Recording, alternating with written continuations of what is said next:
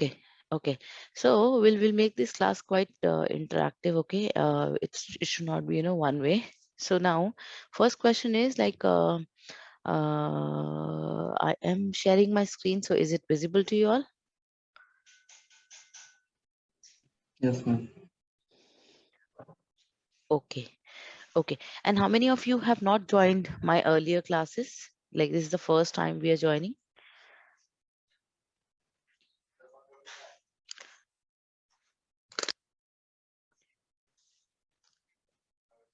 Akhtar, have you joined my earlier classes? Yes, ma'am. Okay. And what was the last topic that we have covered? That's business ethics and management ethics. Okay. Now, what was the last topic? Are you sure? Like we have worked on management ethics last time? Yes, ma'am. Okay. Okay. What about others?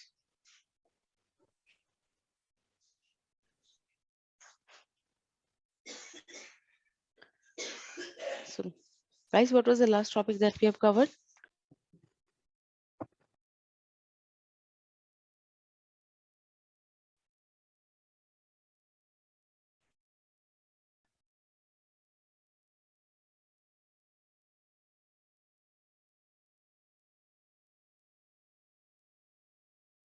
See, I don't see the participation. If I will not get the participation, I'll cancel the class.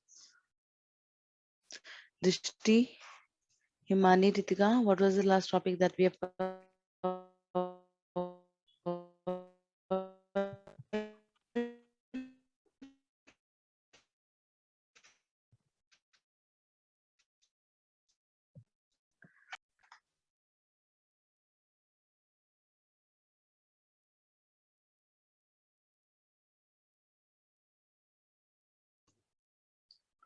Hello, my voice is too small. Okay, Uh, am I audible to other people?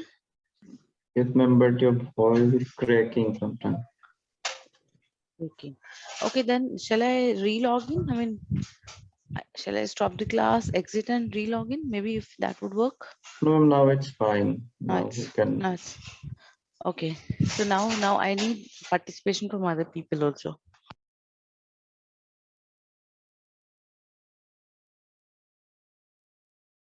So what was the last topic, guys? As per other students also. Ma'am, business ethics. Okay, good, very nice. So I need this type of participation to further continue. Okay, just one moment. Let me just show you further.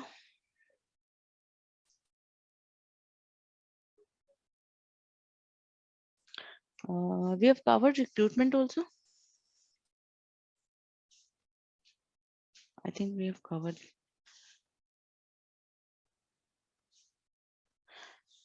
Have we covered this motivation theory? Yes, ma'am. Okay.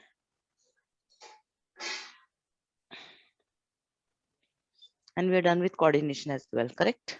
Yes, ma'am. Good.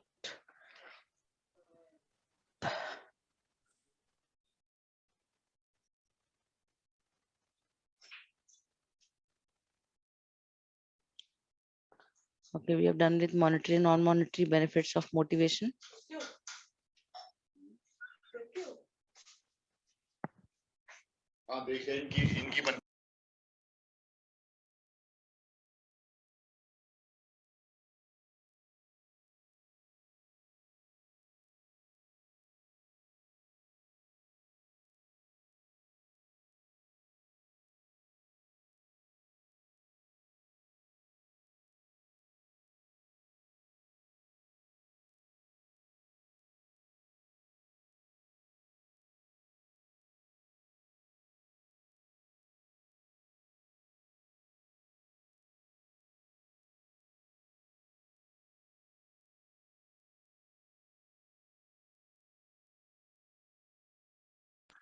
Okay, so meanwhile, I'll just try to reconcile something. So anybody would like to summarize or give a gist like what all we have covered, or you want to highlight any topic which you want to talk about? Guys, हम पढ़ाई कर रहे हैं जो हम पढ़ रहे हैं पहले वाले सेशंस में, या भूल जाते हैं?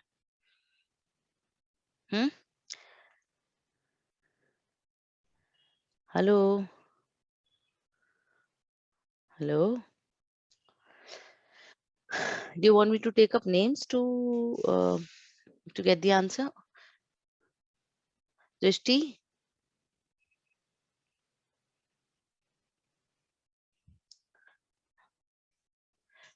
Today everybody is quiet. Drishti is quiet. Ritika is quiet. Ritika,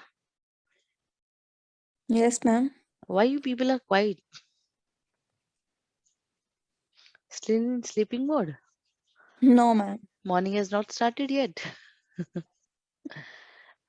Baby cha? Yes, ma'am. Are you in sleeping mode? No, ma'am. No, ma'am. And what about Drishti? Today I have not heard Drishti. Drishti, how are you? Ma'am, I'm good, ma'am. Okay, now the day has started. Okay. So, since like, it was a 2 weeks gap. So what I'm trying to understand is I'm trying to, uh, trying to collate the information about, Acha, we covered this communication part. Have we covered this? Yes, ma'am. Communication process of types of communication and barriers of communication, and Okay. this all we covered. We have covered. This all we cover. And corporate social responsibility? Corporate social responsibility.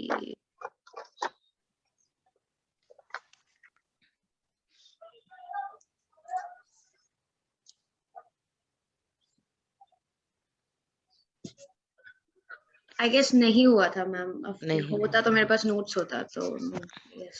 Okay, ठीक है। हमने corporate social responsibility नहीं किया, हमने conflict management तो बिल्कुल नहीं किया होगा, I am sure, right? So we'll be doing conflict management also, social responsibility, and we'll also look at the No, ma'am. Actually, we have done these things as well. 4 components of social responsibility and the conflict management style, types of conflicts. We have read this. okay. And what about transactional analysis, No, ma'am. transactional For sure. personality? No, we didn't. We didn't do it. Okay. Then personality we have not done, learning we have not done. Okay, and some part of theories also. So we'll try to cover this as well. Okay, got it. Acha, who is totally new in my class? I mean, who have not joined my class any of my earlier session?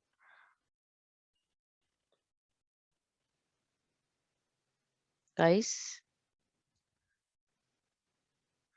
everyone have joined my class earlier? Yes, ma'am. Yes, Okay. ma'am. Okay, good. Yes, we have done.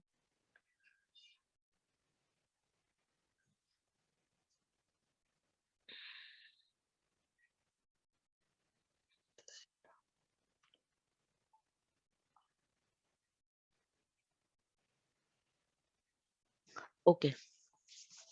So now we're starting with conflict management. Okay. Now, what do you mean by conflict management? What is it?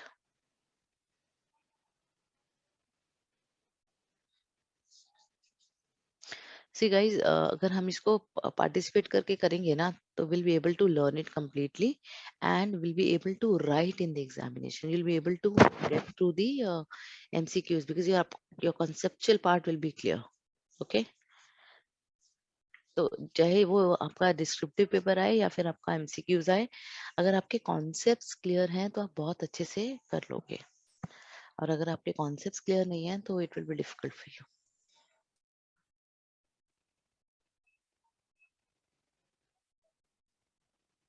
Okay.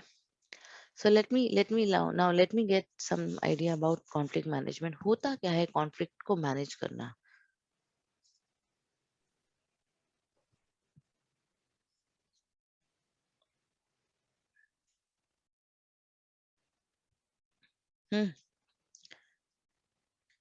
आप लोग नहीं बताओगे तो मैं नहीं बताऊंगी फिर.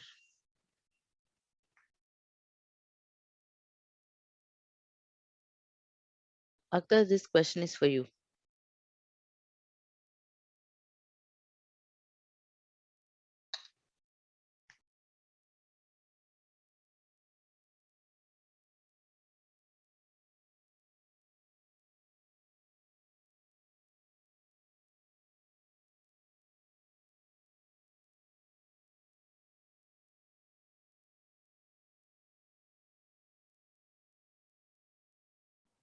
Ma'am I am not sure but conflict मतलब तो इट्स लाइक झगड़ा या फिर आर्ग्यूमेंट ऐसा कुछ होता है तो मैनेज करना इसको ही not sure. Okay, good. Somebody else?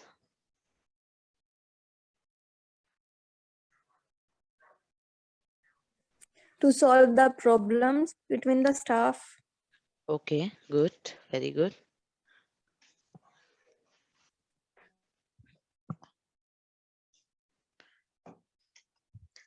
Akhtar?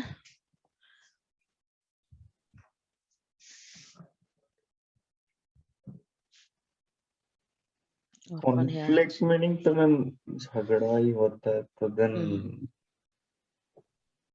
Manage करना और फिर कॉन्फ्लिक्ट मतलब कैसे मैनेज करना अगर किसी ग्रुप में झगड़ा हो तो यही होता है शायद. Very good. Okay, so सबसे पहले हम बात करते हैं कॉन्फ्लिक्ट होता क्या है या कॉन्फ्लिक्ट है क्या. कॉन्फ्लिक्ट बेसिकली disagreement है between two parties or two people or two groups, right? Like for example, I agree कि इतना हमने पढ़ लिया, आप एग्री नहीं कर रहे, आपकी पूरी क्लास एग्री नहीं कर रही कि हमने मैम के वाले टॉपिक्स हमने कवर नहीं किए. So me and my group, we are not on the same platform. Like that means we are not agreeing to one thing. So when there is a disagreement between two people or two groups or between a couple of people, then it leads to conflict wherein you are into a, I mean, your decision says something else, my decision says something else, your opinion says something else, my opinion says something else, right? So जब ऐसी situations आती हैं, right, then people sit together.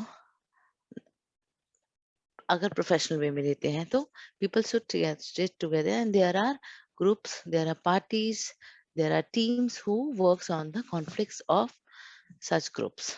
ठीक है. अब conflict management की बात की जाए तो कॉन्फ्लिक्ट मैनेजमेंट एक ऐसा प्रैक्टिस है जिसमें हम लोग पहले तो हम आइडेंटिफाई करेंगे कि कॉन्फ्लिक्ट है कहाँ, किस वजह से है, और फिर उसको सेंसिबली हैंडल करेंगे, चाहे वो हम नेगोशिएशन कराएं, चाहे हम उनमें एडजस्टमेंट्स कराएं, चाहे एग्रीमेंट करवाएं. सो जो भी हमारी आउटपुट रहेगा या प्रैक्टिस रहेगी in order to solve, so that mechanism is a conflict management. Clear? So conflict होता क्या है जब दो लोग डिसएग्री करते हैं और उस डिसएग्रीमेंट को आइडेंटिफाई करके सॉल्व करना is conflict management. Clear? Yes, ma'am. Okay, so I want somebody to read this for me. Conflict management. Definition of conflict management. Can anyone read this for me?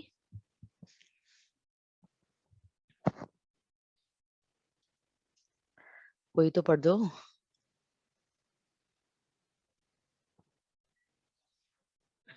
Akhtar, will you read this for me? Conflict management definition. Yes, ma'am. Please read out. Conflict management is the practice of being able to identify and handle conflicts sensibly, fairly, and efficiently.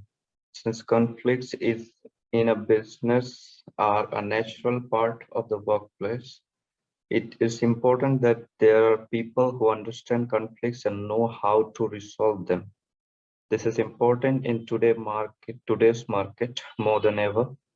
Everyone is striving to show how valuable they are to the company they work for, and at time this can lead to debates with other member of the team. Correct. So यहाँ पे क्या बोल रहे हैं हम लोग कि conflict management हमने बात करी थी कि हम लोग पहले उस चीज को आइडेंटिफाई करेंगे कि प्रॉब्लम कहाँ है, कॉन्फ्लिक्ट कहाँ है, इश्यूज कहाँ है, कौन सी ऐसी बात है जिसपे हमारे टीम्स के बीच में डिसएग्रीमेंट आ रहा है. ठीक है, तो उस चीज को आइडेंटिफाई करना, फिर उसको सेंसिबली रिजॉल्व करना, एफिशिएंटली रिजॉल्व करना इज द कॉन्फ्लिक्ट मैनेजमेंट. बोल रहे हैं कि हर जगह हर बिजनेस में हमें कॉन्फ्लिक्ट्स मिलता है, because nowadays day to day हमारे बहुत सारे ऐसे मैटर्स होंगे, बहुत सारे ऐसे डिसीजंस होंगे बिजनेस में जहाँ पे लोगों के ओपिनियन या लोगों के इंटरेस्ट या लोगों का थॉट प्रोसेस मैच नहीं करेगा. Now in that case it is very very important to resolve such issues. Okay, and the very important thing that they have said that nowadays everybody is trying to show that how important they are to the company or how hard working they are for the company, right? So कई बार उसमें भी members में आपस में, क्योंकि ego clashes भी होते हैं, साइकोलॉजिकल मैटर्स भी आते हैं, then because everybody is trying to grasp the opportunity, तो कंपटीशन भी आता है जिसकी वजह से नेगेटिव एनवायरनमेंट भी हो सकता है. तो ये सारी चीजों की वजह से हमारे यहाँ पर या किसी भी बिजनेस में या किसी बिजनेस एनवायरनमेंट में कॉन्फ्लिक्ट्स आते हैं. Okay, now we have conflict management style. तो कौन कौन से ऐसे स्टाइल्स हैं जिससे हम लोग उस कॉन्फ्लिक्ट्स को खत्म कर सकते हैं. ठीक है, तो कौन कौन से ऐसे स्टाइल्स हैं जिससे मैनेजर्स जो फॉलो करेंगे तो उस पे कॉन्फ्लिक्ट्स पे काम होगा. Now who will read this for me? Ritika, will you read management Yes, ma'am. styles, conflict management style? Okay, read all these till compromising. Okay, and go little slow. Okay, ma'am. An accommodating manager is one who cooperates to a higher degree. This may be at manager's own expenses and actually work against that manager's own goals, objective and desired outcomes. This approach is effective when the other person is the expert or has a better solution. Okay, so accommodating is one of the approach. Accommodating क्या बोलती है? एक ये ऐसी approach है, is one who cooperate to a higher degree. That means इसमें आपको एक पर्सन कॉपरेट करता हुआ मिलेगा, दूसरा पर्सन अपना चलाएगा, मतलब अपना ओपिनियन थोड़ा सा रख देता है, या जो भी मैटर या जो भी डिसीजन ऊपर से आता है उसको एक्सेप्ट कर लेता है. सो ये बेसिकली कब होता है, ऐसी सिचुएशन कब आती है? जब आपको पता है कि आपको दूसरे पर्सन से मीन जिसके साथ आपका कॉन्फ्लिक्ट हो रहा है वो उसके पास एक्सपर्टीज लेवल ज्यादा है and he has a better solution. Then you sometime compromise, you sometime accommodate yourself. Accommodate करने का मतलब अपने गोल्स, ऑब्जेक्टिव्स और अपने डिजायर्ड आउटकम्स को हम थोड़ा सा कॉम्प्रोमाइज कर लेते हैं, and then we accept the other person. Generally कब होता है ये सिचुएशन, अगर हम प्रैक्टिकली देखें तो आपको सबॉर्डिनेट्स और बॉसेस के बीच में मिलेगी. कई बार सबॉर्डिनेट और बॉस के बीच में आपको कॉन्फ्लिक्ट्स मिलेगा, लेकिन हमें पता रहता है कि चलो हमने अपना ओपिनियन रखा, हमने डिसएग्रीमेंट रखा, लेकिन फिर एट द एंड बॉस समझा देते हैं कि ऐसे है, ये ऐसे है, इसका ऐसा आउटपुट है, और फिर हम वो उसको एक्सेप्ट भी कर लेते हैं. देखा होगा आपने जनरली ऐसा प्रैक्टिकल सिनेरियो में. Do you agree with this? Yes, ma'am. Does it happen? Does it happen in the corporates? Yes, ma'am. It happens quite often, right? Yes, ma'am. Good, good. Yes, it do happen. So in such situations, one would be compromising and second would be giving the opinion, expert opinion. Okay. Okay, shall we move to other one, avoiding? Yes, ma'am. Okay. Avoiding an issue is one way manager might attempt to resolve conflict. This type of conflict style does not help the other staff member reach their goals and does not help the manager who is avoiding the issue and cannot assertively pursue his or her own goal. However, this works well when the issue is trivial or when the manager has no chance of winning.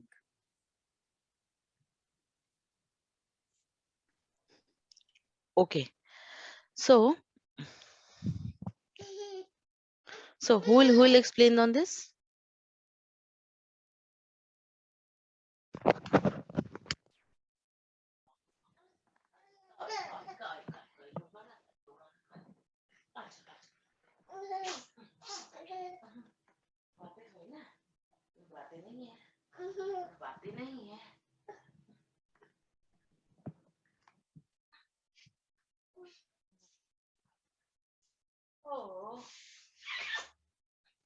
Laptop मत देख, काम कर रहा है मम्मा को, ठीक है?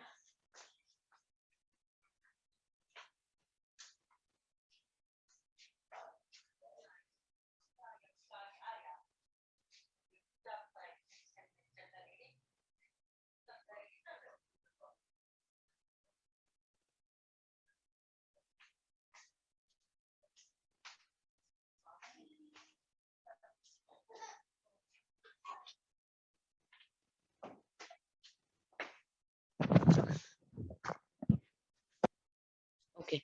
So, hello. Am I Yes, audible, ma'am. guys? Okay. Yes, So, ma'am. okay. So, avoiding is what? Avoiding is an issue.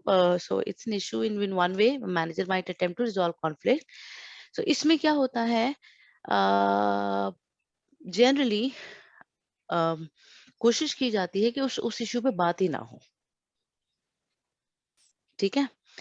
या ऐसी सिचुएशंस आ जाती हैं जहाँ पे लगता है मैनेजर्स को या मैनेजमेंट को कि हम एग्री नहीं करवा पाएंगे अपने जूनियर्स को, अपने फॉलोअर्स को, राइट? सो इन ऐसी ऐसी सिचुएशंस में क्या रहता है कि मैनेजमेंट कोशिश करती है कि इस तरह के डिस्कशंस या कॉन्फ्लिक्ट्स को अवॉइड किया जाए। लेट्स नॉट डिस्कस दैट, ऐसा करके आपने स्टेटमेंट सुना होगा, राइट? या फिर जब आपको लगेगा मैनेजमेंट को थोड़ी सी भी भनक होने लगती है कि ये सिचुएशन आने वाली है, तो वो कोई ना कोई ऐसा सिचुएशन ले आते हैं जिससे वो जो जिस जिस सिचुएशन के ऊपर बात करने वाले हैं या होने वाला है उसको अवॉइड कर दिया जाता है। जैसे फॉर एग्जांपल आप छुट्टी के लिए बात कर रहे हो, या टीम का कोई सेलिब्रेशन करने का मन है और उस टाइम काम ज्यादा आया है या काम के आने के चांसेस हैं, या बजट अप्रूव करवाने हैं पार्टी के लिए। सो in that situation when management don't want to do it, they will not talk about it, they will just avoid that. So practically अगर हम ये सिनेरियोज अपने मैनेजमेंट में देखें या ऑर्गेनाइजेशंस में देखें, तो वहाँ जिस इस तरह की जब सिचुएशंस आती हैं तो मैनेजमेंट को यही गाइड किया जाता है कि आप इस चीजों को अवॉइड करो, let's not discuss that. Getting my point? Yes, ma'am. So avoiding is Yes, also ma'am. One way. और जनरली भी देखा जाए, चलो अगर हम अपने ऑर्गेनाइजेशन पॉइंट ऑफ व्यू से नहीं भी बात करते, तो अब हम अपने personal day to day life में भी देखते हैं, या जब हमारे अपने घर में भी हमारा किसी चीज पे डिसएग्रीमेंट हो जाता है, तो हमारे पेरेंट्स यही बोलते हैं ना कि इग्नोर करो इस चीजों को, आगे बढ़ो, अपने पे फोकस करो, पढ़ाई करो, है ना? They try to deviate your mind to some other thing so that you would not be focusing on that one thing, correct? Yes, ma'am. Yes, ma'am. Okay, then we have collaborating. Collaborating Yeah. managers become partner or pair up with each other to achieve both their goals in the style. This is how manager break free to win-loss parism and seek to win-win. This can be effective or complex scenario where manager need to find a novel solution. ये हमारे पास जो collaborating आपका जो style है, ये काफी effective और famous style है मैनेजमेंट में, और ये बहुत ज्यादा यूज होता है। So generally what happens in situation, जब इस तरह के कॉन्फ्लिक्ट्स आते हैं जहां पर एक डिसएग्रीमेंट आता है, तो मैनेजर्स क्या करते हैं, वो इफेक्टिवली उन कॉम्प्लेक्स सिनेरियोज को स्टडी करते हैं जहां पर उन लोगों के आपस में कॉन्फ्लिक्ट्स आ रहे हैं, या टू ग्रुप्स के बीच में कॉन्फ्लिक्ट्स आ रहे हैं, या मैनेजमेंट और दूसरी टीम के बीच में कॉन्फ्लिक्ट्स आ रहे हैं, या या पर्टिकुलर डिपार्टमेंट्स के बीच में कॉन्फ्लिक्ट्स आ रहे हैं। तो उस चीज में क्या किया जाता है, उन सिनेरियोज को स्टडी किया जाता है। स्टडी किया जाता है एज इन कि डिसएग्रीमेंट क्यों आ रहा है, कॉन्फ्लिक्ट क्यों आ रहा है, इसके क्या क्या रीजंस हैं, उसके फिर क्या क्या सॉल्यूशंस हैं, उसमें से बेस्ट सॉल्यूशन क्या है, हमारे मैनेजमेंट के साथ कौन सा सॉल्यूशन मैच होता है, ये सारी चीजों पे काम होता है, right? It's quite a big exercise which generally happens when we have disagreement, and that too which is affecting the management or the organization. Example बताओ, सोच के बताओ कोई एग्जाम्पल ऑर्गेनाइजेशन में ऐसे बड़े डिसएग्रीमेंट जहाँ पे फिर काम करना पड़ता है बहुत ज्यादा, और करने की जरूरत भी पड़ती है बेस्ट सॉल्यूशन के लिए। what do you think, what can be such scenarios? Any example? I need at least 2 examples from you people, one from each.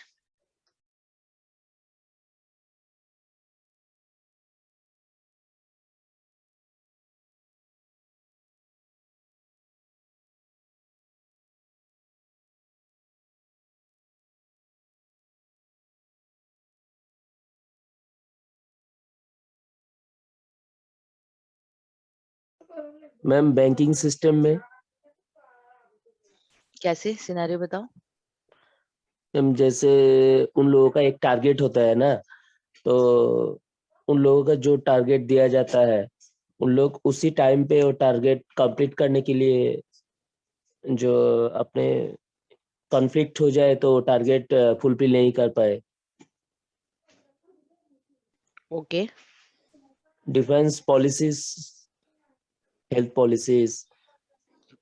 yes, policies are again one more very important, जहाँ पे बहुत ज़्यादा discussions होते हैं, disagreements होते हैं, top management का involvement होता है, because those policies are going to be forever and it will impact the organization and the people who are part of it, and everybody is part of it, right? Everybody is part of organization, yes yes yes. so the policies will impact everyone. So yes, this is very good example.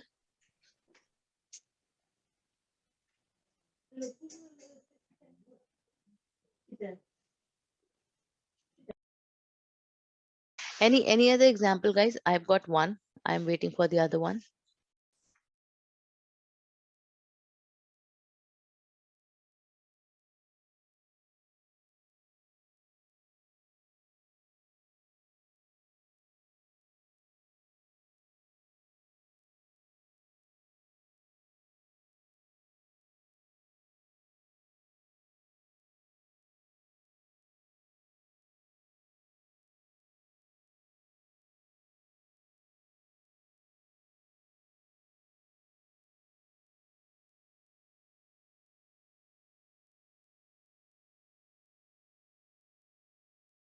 Guys, one more example.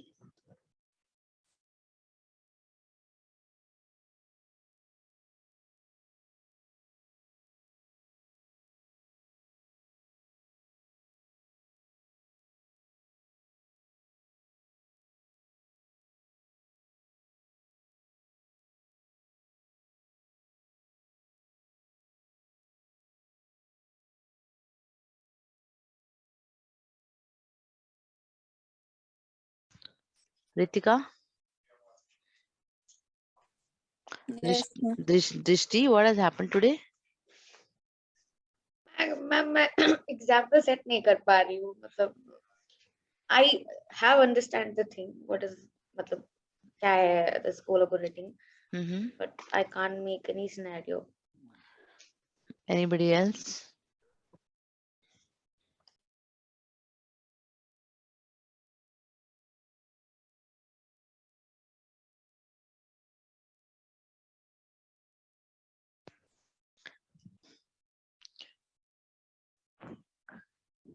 कोई भी नहीं? Akhtar, Ritika, chat message.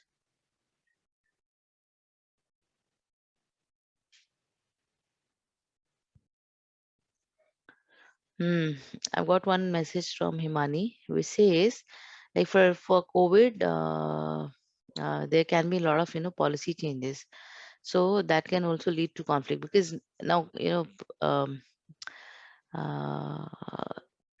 government has to take a lot of new decisions like as per the situation. So obviously among different departments, among different governments, there can be a lot of conflicts, and therein we need to have the discussion to come to a common solution, a novel solution. So that is through collaborating.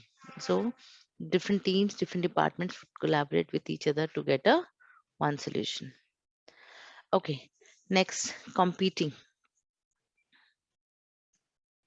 Good, Himani. Good answer.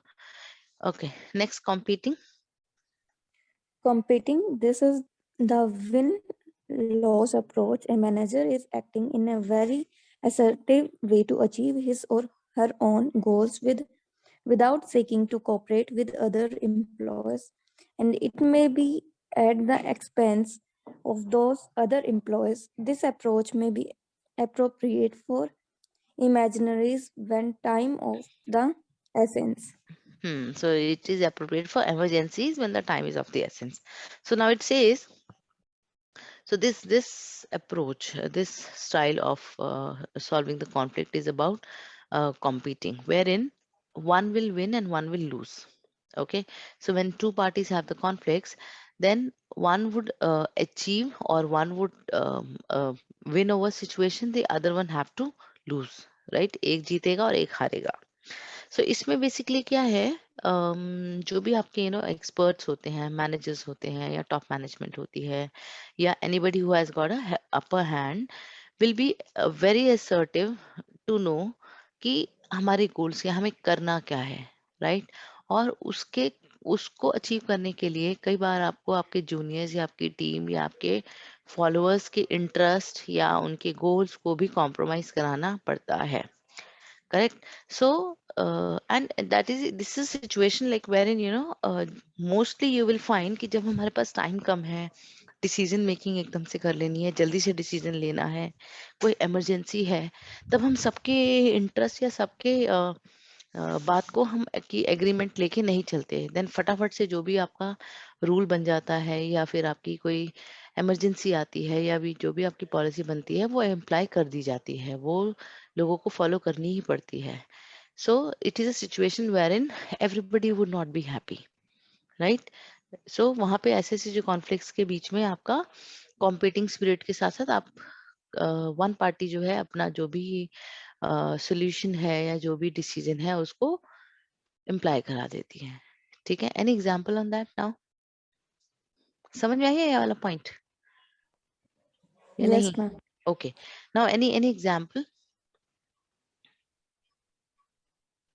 Ma'am, like in COVID situation, everybody is not happy with online working. Very good, but we all have to follow that, correct? Yeah. Good. Any other example?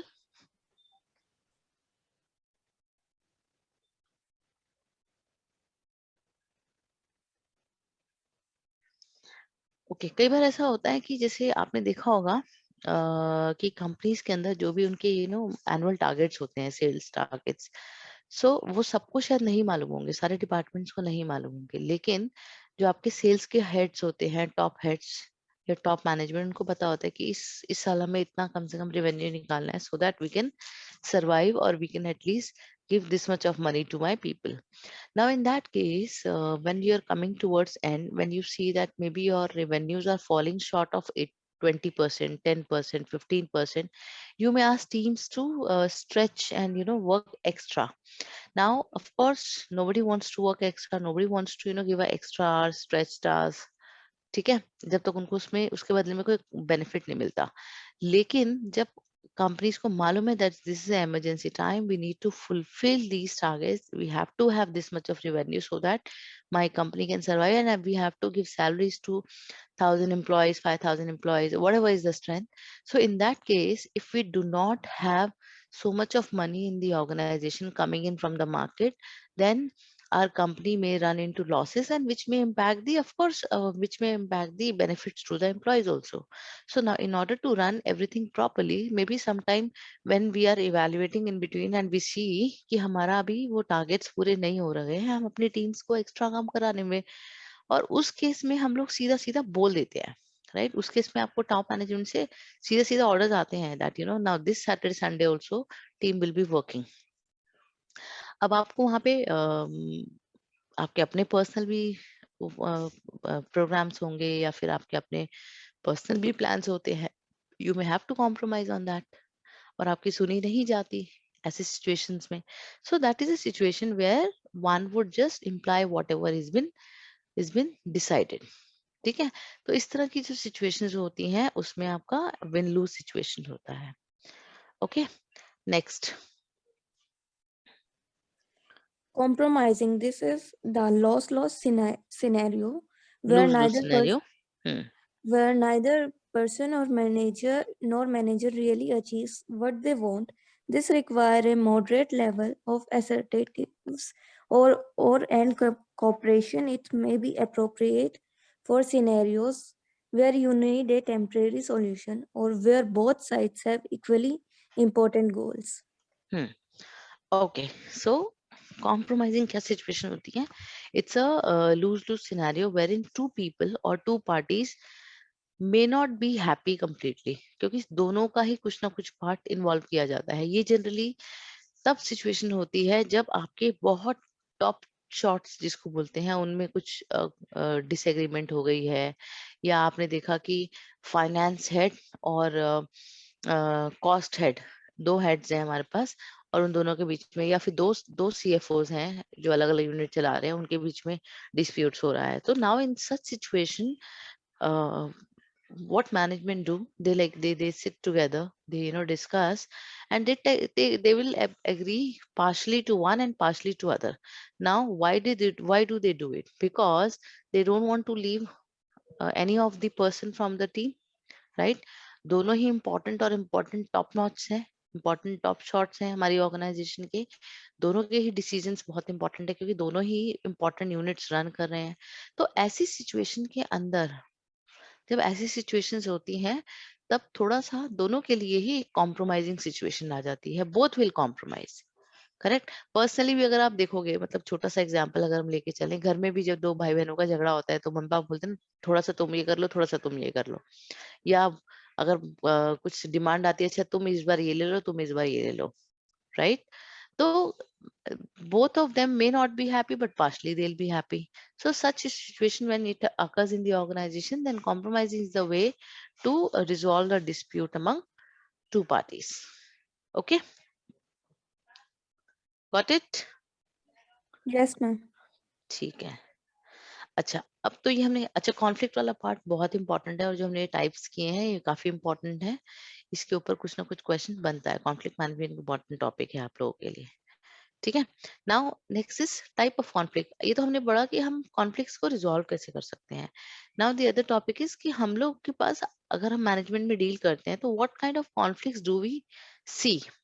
Now, when we see different type of mindsets, different type of upbringing, different type of demographic factors होते हैं, जैसे कि आपका cast, आपका gender, आपके जिस place से आप आ रहे हो, जिस तरह की लैंग्वेज आप बोलते हो, तो इसकी वजह से भी कई बार डिफरेंट डिफरेंट ओपिनियंस जनरेट होते हैं। अब हम बात करते हैं कि कैटेगरीज एग्जैक्टली हम होती कौन कौन सी कैटेगरीज हैं जिसमें टाइप ऑफ कॉन्फ्लिक्ट्स होते हैं। सबसे पहले हम बात कर रहे हैं intrapersonal conflicts. So it is a conflict experienced by a single individual when his or her own goals, values or roles diverge. Means एक इंडिविजुअल का खुद का, मतलब मैंने बताया ना हमारे डेमोग्राफिक फैक्टर्स की वजह से भी हम लोगों में change, different different opinion, thought process, मेरी वजह से जो मेरा रोल है या मेरा पॉइंट ऑफ व्यू है which may not agreeing to other.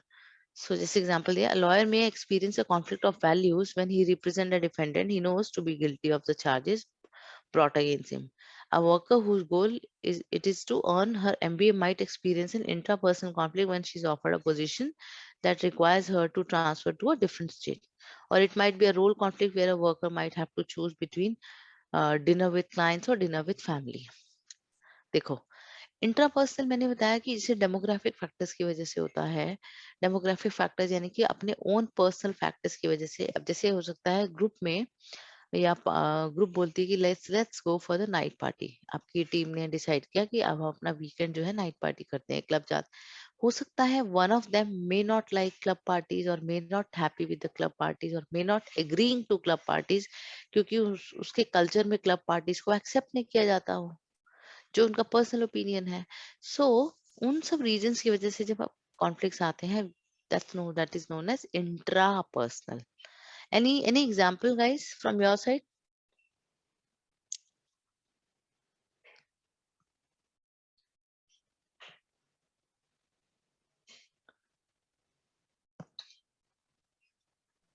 Ma'am suppose मुझे आज क्लास अटेंड करना है और मुझे आज कहीं पे जाना भी है, तो अब इट्स अप टू मी ना कि मैं कौन सा चूज करूं, क्लास करना या फिर जाना। तो वही जो थॉट मेरे दिमाग में चलता है, that is intrapersonal conflict. Generally अगर आप इंटरपर्सनल की बात करते हैं, of course because of your ये ना आपके पर्सनालिटी ट्रेट्स और आपके एनवायरनमेंट या आपके ग्रुप्स या आपके कुलीग्स फ्रेंड्स उन लोगों के साथ में होता है। तो यहाँ पे जो एग्जांपल आपने दिया है, यहाँ पे तो like we have two options that you individually have, right? So it is partially right, partially may not give you the 100% understanding of this topic. Anything, any other example? जैसे अभी यहाँ पे example हमने दिया ना, dinner with the clients and dinner with the family. So that ways.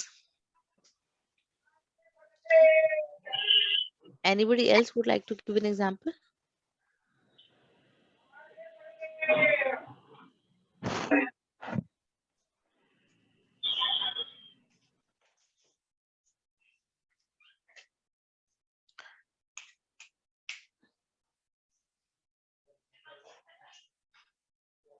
Anybody else? सोच के बताओ, कोई प्रॉब्लम नहीं है। I'll wait for 2 minutes.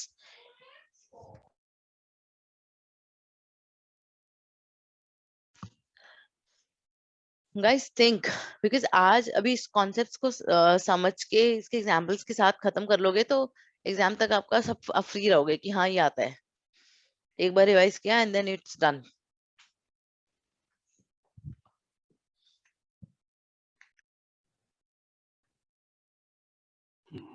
Ma'am यहाँ पे तो बहुत सारे आते हैं, वो जो आपने बोला कास्टिज्म, जो धर्म की बात भी आते हैं। करेक्ट। मैम मतलब हम एक साथ काम करेंगे तो क्लब में जाएंगे, बट वो बोल रहे हैं मैं ड्रिंक नहीं करूंगा, हाँ तो ड्रिंक रिलेटेड मिसमैच होगा।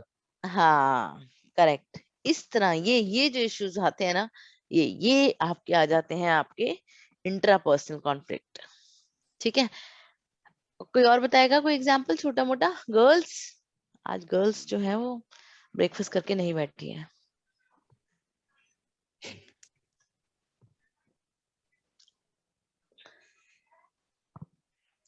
हिमानी का आया होगा पक्का। हिमानी आयु, लेट मी सी। व्हाइट अनियन, अच्छा गुड, हिमानी ने दिया है। सो आई थिंक हिमानी का इशू है कुछ। आफ्टर गोइंग टू नहीं डिनर, इशू कुछ नहीं है, वो ना थोड़ा नेटवर्क इश्यूज आ रहे थे मेरे को, तो वॉइस ना ब्रेक हो रही है काफी। हाँ यस हो तो रही है मैम मैं आपकी। ये बोल रही हूँ, जैसे एम्प्लॉइज होते हैं काफी सारे, वो अलग अलग कास्ट से हैं। कई लोग जैन जो होते हैं वो लोग गार्लिक और ओनियन से वो करेंगे, अपने आप को मतलब दूर रखने की कोशिश करेंगे। तो Correct. रेस्टोरेंट में भले ही हम बोले कि ये वेज थाली है, हमको वेज सब कुछ मतलब मिलेगा, बट टेबल के पीछे या फिर मतलब वॉल के पीछे वो कैसे बनाते हैं, उनको उस चीज में ट्रस्ट नहीं होता है। तो वहां जाके मे बी वो मतलब प्रेशर में चले तो जाए अपनी पूरी मतलब टीम के साथ, बट वहां जाके वो खाना अवॉइड करेंगे, तो शायद पार्टी अटेंड करने के बाद भी वो थोड़े से अलग नोटिस में आएंगे। ये कॉन्फ्लिक्ट उनका मतलब ऐसा कॉन्फ्लिक्ट होगा कि वो अटेंड भी करेंगे, स्टिल वो एंजॉय नहीं कर पाएंगे। Correct, very good example. तो यहाँ पर देखो, ये इस तरह के एग्जाम्पल्स में हम जो बात कर रहे हैं कि ये that is because of your own personality, your own upbringing, your own demographic factors. ठीक है ना? यहाँ पे मैं एक बोलना चाहता हूँ। हाँ एक्चुअली मैं मेडिकल रिलेटेड बोल रहा हूँ। मैम हाँ, जो बच्चे और जो बच्चे सफरिंग फ्रॉम ऑटिज्म, ओके तो ओके वो बच्चे तो जब उसका छोटा जब था, तो इस टाइम पे जब वो सिम्टम डेवलप किया, तो तभी कुछ साइकियाट्रिक काउंसलिंग कुछ नहीं किया, तो वो जब involve in job and then वहाँ पे तो प्रॉब्लम अराइज होता है ना, वो सबके साथ मेंटेन नहीं कर पाते, सिंगल में रहते हैं, एक जब मैम जस्ट वो खुल के बात नहीं करते हैं, कुछ भी नहीं करते।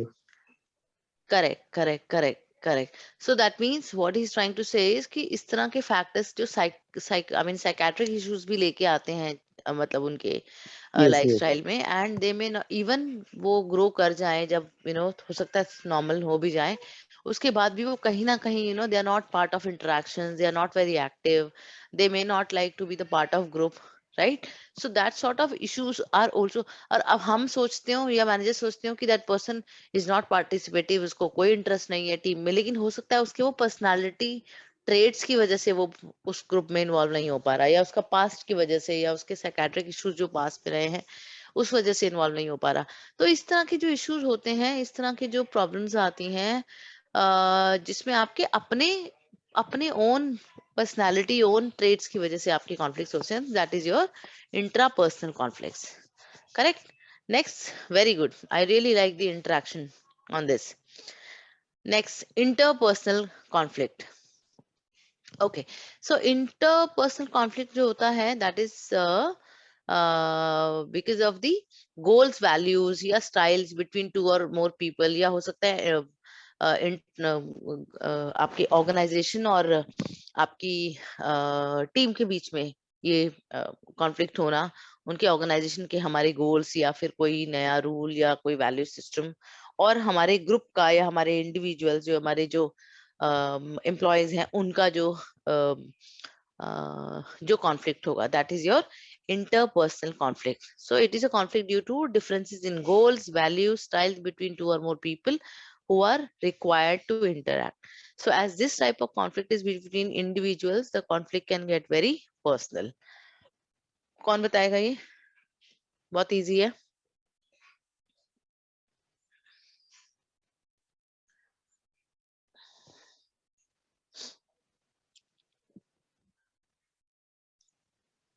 हम्म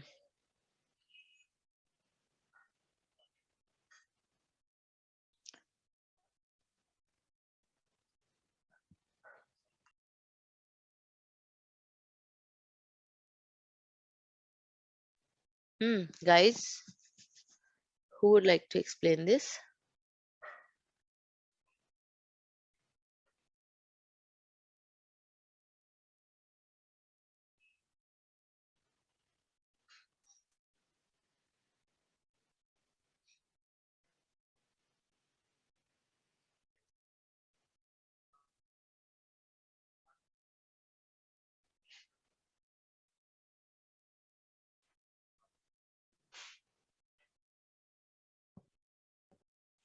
कोई भी नहीं इंटरपर्सनल में?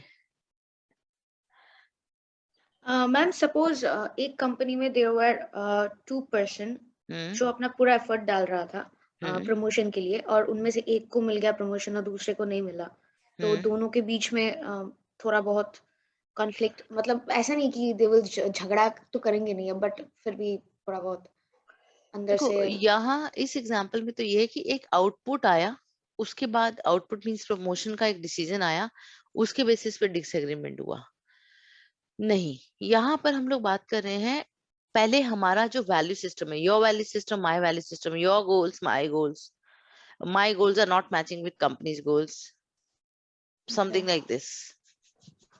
जैसे दो रिलीजियस ग्रुप के बीच में अगर कुछ कॉन्फ्लिक्ट हो गया तो इंटर ग्रुप कॉन्फ्लिक्ट। Correct. तो रिलीजियस ग्रुप में जो होते हैं हम देखते हैं कभी कभार जो स्टेज में दो रिलीजियस ग्रुप से बुलाया जाता है रिलीजियस ग्रुप को, और उनके बीच में कॉन्फ्लिक्ट होता है, तो वो इंटर ग्रुप कॉन्फ्लिक्ट करना। Ma'am, aren't we talking about interpersonal conflict? Yes, we're talking about interpersonal. Oh, sorry, ma'am. That's inter. Ma'am interpersonal ma'am जैसे जॉब सेटिस्फेक्शन, मैं एक जॉब कर रहा हूँ, उसे मैं उस जॉब से होगा, सैलरी से होगा, और कुछ मेरे जो डिग्री उसके रिलेटेड मैं चाहता हूँ, और हायर पोस्ट और हायर रिलेटेड कुछ ऐसा, बट मेरे वो सेटिस्फेक्शन नहीं आ रहा है, मैं जो जॉब कर रहा हूँ और मेंटली सेटिस्फाइड हूँ नहीं। Very good example. यहाँ पर बोल रहे हैं कि जैसे मतलब इसको मैं थोड़ा सा और रिफ्रेश कर देती हूँ। जैसे for example you are quite qualified, okay, and you are doing the same job with the other person who are lesser qualified then you is doing, and you both are getting the same salaries. Of course you would not be satisfied, but from organization point of view, my organization says that for me both the employees are equal, because they are delivering a same sort of job for me. Means organisation के लिए वो दोनों same काम कर रहे हैं, तो organisation के पॉइंट ऑफ व्यू से दोनों बराबर है। लेकिन जो बंदा ज्यादा क्वालिफाइड है, उसको लगता है कि भैया मेरे पास ज्यादा स्किल्स हैं, मैं ज्यादा क्वालिफाइड हूँ, मुझे ज्यादा चांसेस मिलने चाहिए ग्रोथ के, मैं काम को जल्दी करता हूँ, मैं काम को बेटर तरीके से करता हूँ, और मैं साथ में दूसरे मल्टीटास्क भी करता हूँ जो मेरी ऑर्गेनाइजेशन को नहीं दिख रहा। तो वहां पे जो उन दो लोगों की वजह से जो कॉन्फ्लिक्ट, दो लोगों के बीच में कॉन्फ्लिक्ट, तो आप क्योंकि आपका साथ जो काम कर रहा है, आपका और आपके बीच में आपके मतलब पर्सनली दोनों के बीच में कॉन्फ्लिक्ट आएंगे ही आएंगे, या फिर आपके पर्सनल गोल्स या आपके पर्सनल अचीवमेंट जो यानी कि जो आपकी डिग्री थी उसकी वजह से जो ऑर्गेनाइजेशन के साथ आप काम करें, और आपके उसमें डिफरेंसेस आएंगे ही आएंगे। Correct? So that sort of conflict is a interpersonal conflict, जहां पे दो टीम को या दो ग्रुप्स को या दो इंडिविजुअल को आपस में इंटरेक्ट करना चाहिए था, but they are not interacting because of the personal conflict, interpersonal conflict. ठीक है। Next is your intra group conflict. So it is intra group की बात करी जाए तो of course as the name says it is between within the group और team where members conflict over goals और procedures. जैसे कि मतलब दो टीम्स हैं, कोई एक प्रोसीजर करने जा रहे हैं, कोई एक ऑपरेशन करने जा रहे हैं। अगर डॉक्टर्स की भी बात करी जाए, हो सकता है दोनों टीम के तरीके अलग अलग हैं, वो अलग अलग तरीके से करना चाहते हैं और उन लोगों के बीच में कॉन्फ्लिक्ट हो गया या डिसएग्रीमेंट हो गया, that is again your intra-group conflict. जैसे इन्होंने एग्जांपल दिया, a board of directors may want to take a risk to launch a set of products on behalf of their organization.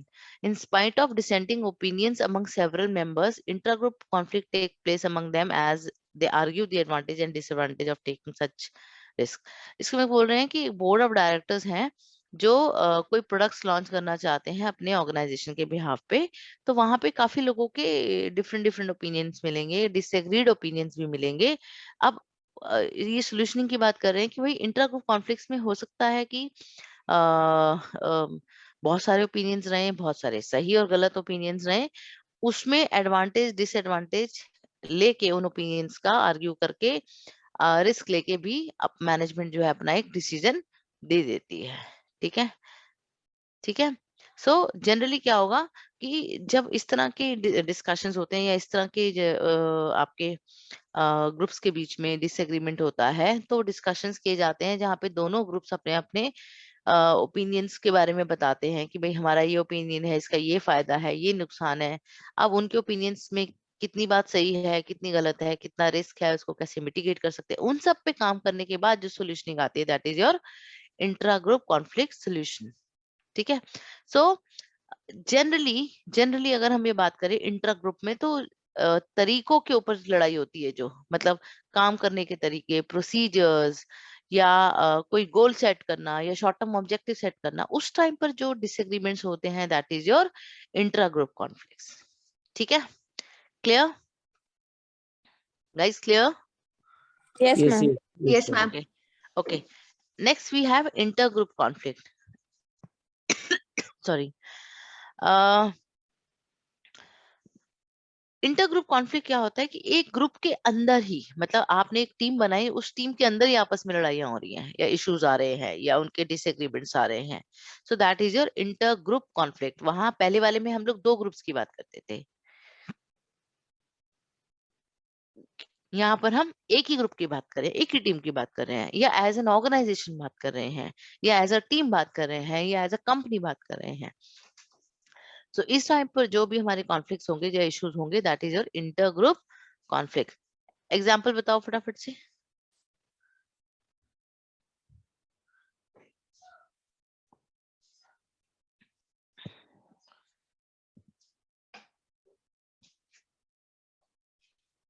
तो मैम बहुत सारे होते हैं ना, जैसे मैं इतना काम क्यों करूँ, सेम सैलरी बेयर करते हो तो मैं इतना ज्यादा काम क्यों करूँ। तो किसी को वो जो कंप्यूटर का नॉलेज कम है, कुछ ज्यादा है, तो वो मैं बहुत फील्ड एंड कंप्यूटर बहुत क्यों देखूं। तो मैम बहुत सारे प्रॉब्लम अराइज होते हैं इंटर ग्रुप में। Good. Somebody else also would like to give answer on this?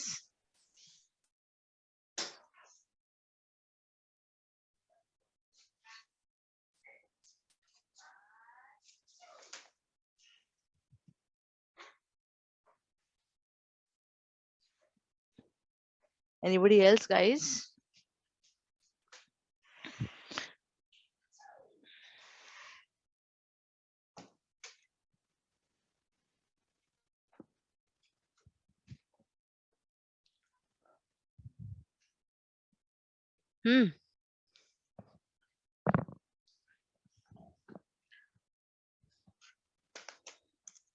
Ritika?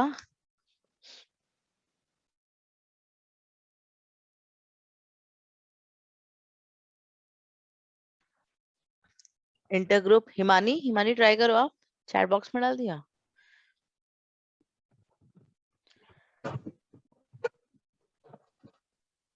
Yes ma'am. Ma'am कई कई डिपार्टमेंट्स ऐसे होते हैं जिनको ना एम्प्लॉयर थोड़ा सा एडवांटेज देता है, जैसे कि फाइनेंस डिपार्टमेंट होता है। फाइनेंस। एम्प्लॉयर को पता रहता है कि मोस्टली ये लोग थोड़ा सा फाइनेंशियली हमें सपोर्ट करेंगे या फिर हमारी कंपनी को थोड़ा बूस्ट कर सकते हैं, थोड़ा वो पैसे से लेना देना करेंगे, जो भी है मतलब उनके जो क्राइटेरिया होते हैं, तो वो उनके एम्प्लॉय। आपको पता है सबसे ज्यादा बूस्टिंग या सबसे ज्यादा कंपनी को चलाने वाला या सबसे ज्यादा इम्पोर्टेंट डिपार्टमेंट कौन सा होता है कंपनी के लिए? अगर आप कंपनी की नजर से देखोगे, बिजनेस की नजर से देखोगे तो मैम ऑपरेशंस और फाइनेंस, मतलब मेरे अकॉर्डिंग ऐसा लगता है मेरे को। ओके। मतलब मैं जिस लेवल पे मैम काम करती हूँ, मैंने ये देखा है कि जो फाइनेंस वाले लोग होते हैं ना, उनको थोड़ी सी एडवांटेज मिलती है। जैसे कि अभी मैं जिस ऑफिस में काम करती हूँ, मेरे को अटेंडेंस मेकिंग करनी है और मेरे को थोड़ा सा सैलरी का देखना है, तो अगर मैं 1-2 छुट्टी एक्स्ट्रा मांगती हूँ तो मेरे को थोड़ा पोलाइटली हम्बली लोग दे देते हैं।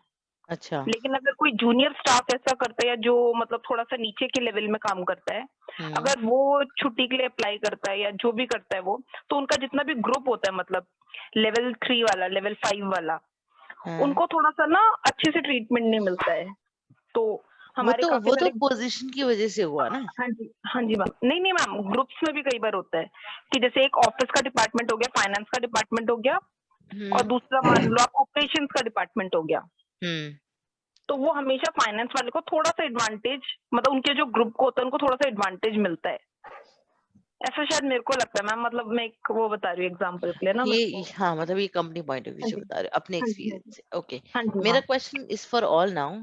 Okay, which department do you think is the most important department for the, although ठीक है, वैसे देखा जाए तो सभी डिपार्टमेंट इम्पोर्टेंट है, सबको अपना अपना काम करना है, लेकिन कंपनी का जो रनिंग है, जो बेस है, जो कंपनी का मूविंग है, कंपनी के को चलाने वाली बात होती है, तो वो उसकी डिपेंडेंसी आपके कौन सी डिपार्टमेंट पे ज्यादा है, सबसे ज्यादा? मैम मेरे according operations and finance. That is as per you. What about others? Ma'am, sales. How? Ma'am, चीजें सपोज कंपनी में सेल्स जितना होगा तो कंपनी उतना बढ़ेगा, ज्यादा फैलेगा, लोग ज्यादा जानेंगे तो दे विल अर्न मोर, मतलब कंपनी पैसा ज्यादा कमाएंगे। Okay. Okay. And what about others? You agree to her? Management department. management, see, management is everywhere. It is applied to all departments.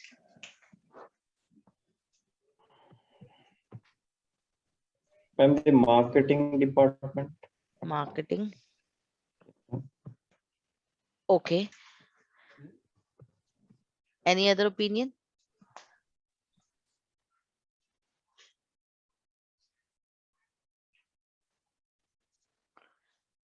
So the right answer is correct, which is sales.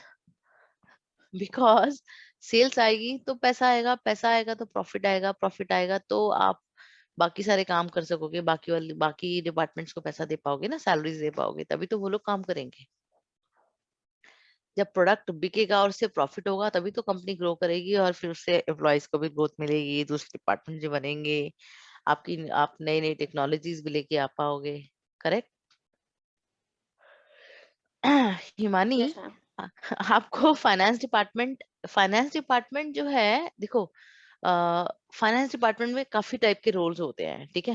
एक तो है आपका ये budget बना के देना, एक होता है कि आपके फाइनेंस वाले अगर जैसे कुछ डिसीजंस मेकिंग करते हैं कि भाई कौन कौन से प्रोजेक्ट्स में पैसा डालना है या कहाँ से पैसा लेके आना है। अगर वो पैसा लेके आने वाले काम में है या कंपनी की कैपिटल को इंक्रीज करने के तरीकों पे काम करने, उनको थोड़ा सा मैनेजमेंट से बेनिफिट मिलेगा, but the major chunk goes to sales and marketing. Because अगर आपके यहाँ पे ना 4 अच्छे सेल्स के बंदे हैं ना, वो आपके 10 और बंदों की सैलरी निकाल के देते हैं, ठीक है। बिकॉज मार्केट में वो प्रोडक्ट बेच रहे हैं, जब मार्केट में आपका प्रोडक्ट या सर्विसेज बिकेगी तो ही तो प्रॉफिट आएगा। Yes, ma'am. तभी तो कंपनी अच्छे लेवल पे चलेगी। करेक्ट है? हाँ जी मैम। चलो, ये समझ में आ गया हम सबको। Now so this is intergroup, ठीक है। अच्छा, अब कॉन्फ्लिक्ट को रिजॉल्व करने का प्रोसेस क्या होता है, तरीका क्या होता है?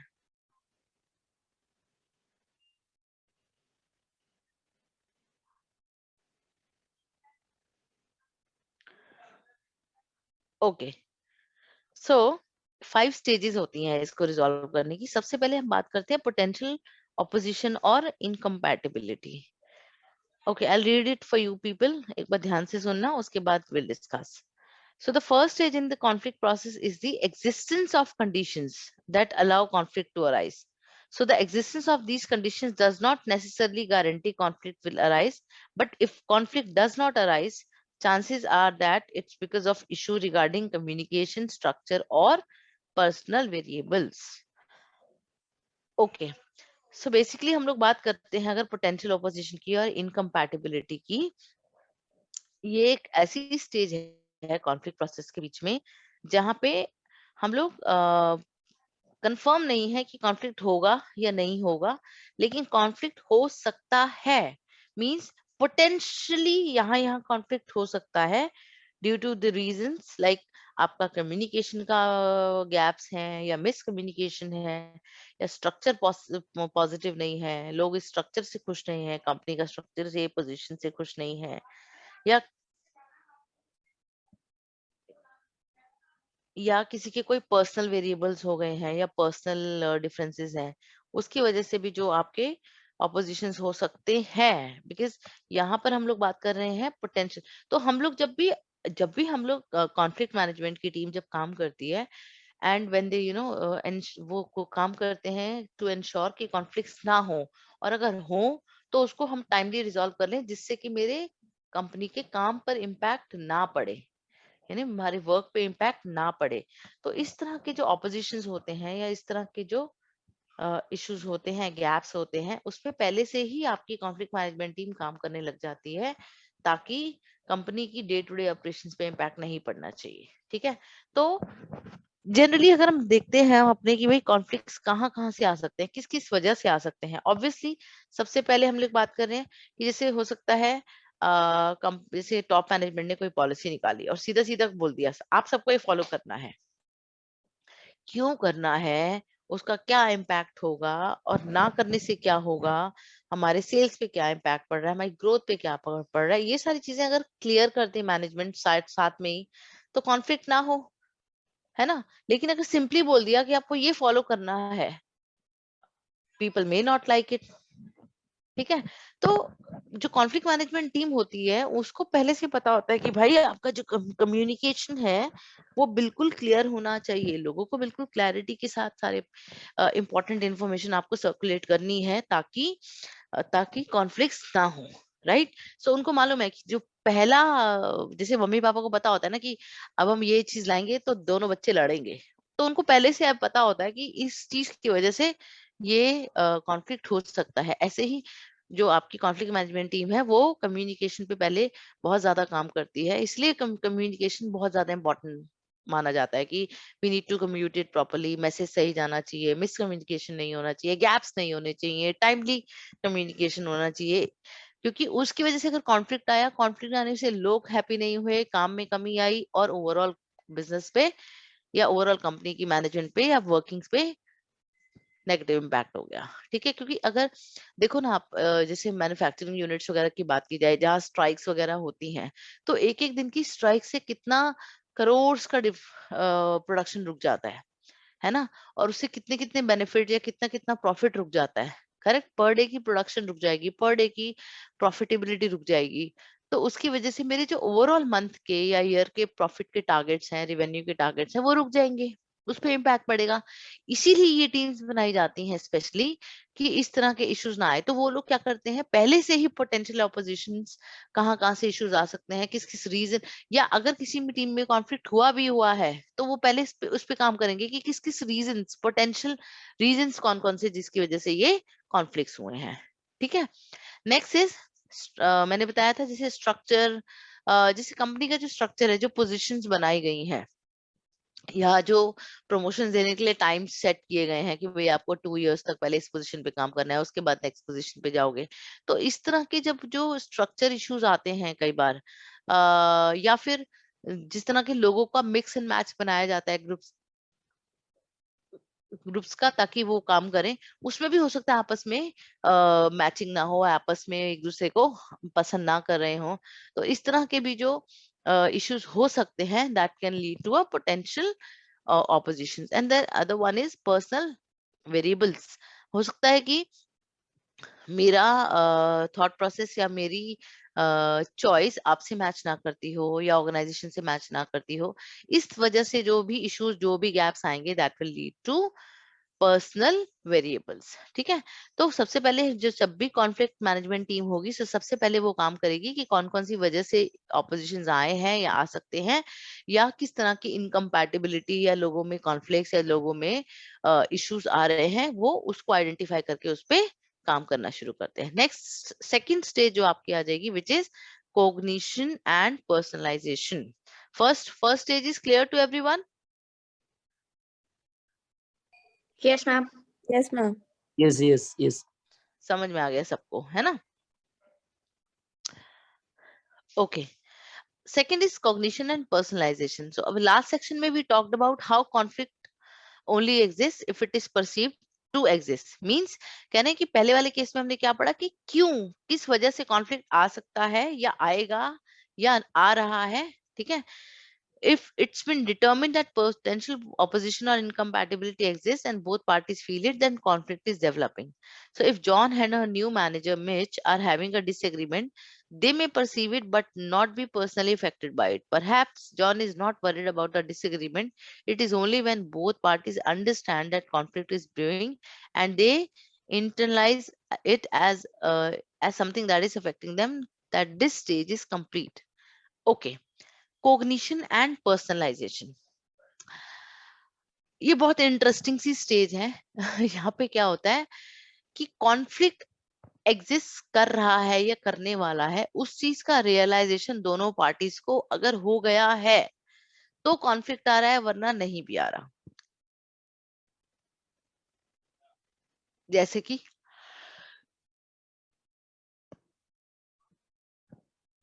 कि कोई एग्जांपल,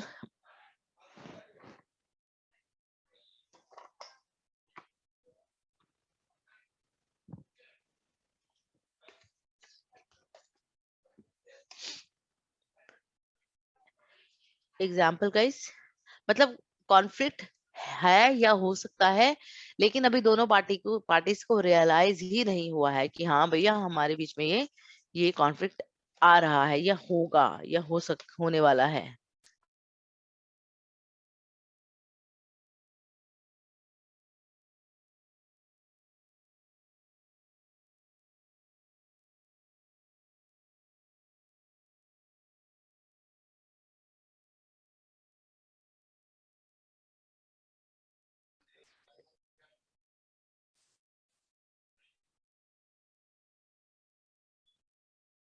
हम्म,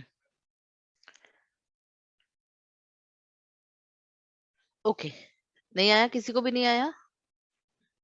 पढ़ के देखो एक बार, अगर पढ़ के आ रहा हो तो।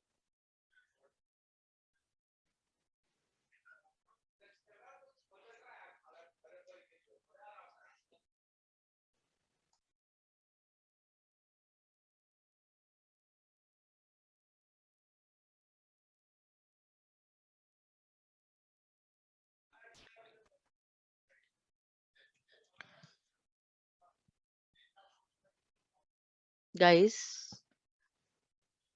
हाँ या ना तो बताओ कि आ रहा है नहीं आ रहा है, बोलना चाह रहे हैं, टाइम चाहिए, समझने की कोशिश कर रहे हैं, कुछ तो ओपिनियन हुआ ना।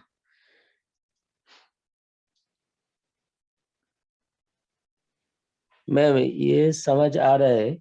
जो एक्चुअली क्या होता है, हम लोग जब एक साथ काम करते हैं तो हम लोगों का ग्रुप में कोई एक का बॉस के साथ ज्यादा रिलेशन है, और हाँ, बॉस की कोई प्रॉब्लम, कोई सेमिनार और कुछ कॉन्फ्रेंस में उसी बंदे को आगे देते हैं। वेरी तो good example, very good example. कि यहाँ पे देखो, इसको थोड़ा मैं और रिफ्रेम कर देती हूँ कि इशू है, ठीक है, मतलब एक एक का बॉस के साथ ज्यादा अच्छा डिस्कशन है, इंटरेक्शन है। जब तक टीम को नहीं पता था या टीम को नहीं दिख रहा था या रियलाइज नहीं हो रहा था, इशू नहीं है, लेकिन जैसे जैसे दिखने लगा वैसे वैसे इश्यूज या कॉन्फ्लिक्ट्स डेवलप होने लगे, पर्सनलाइज हो गए, मतलब वो एपरेंट हो गए, दिखने लगे सामने सामने से।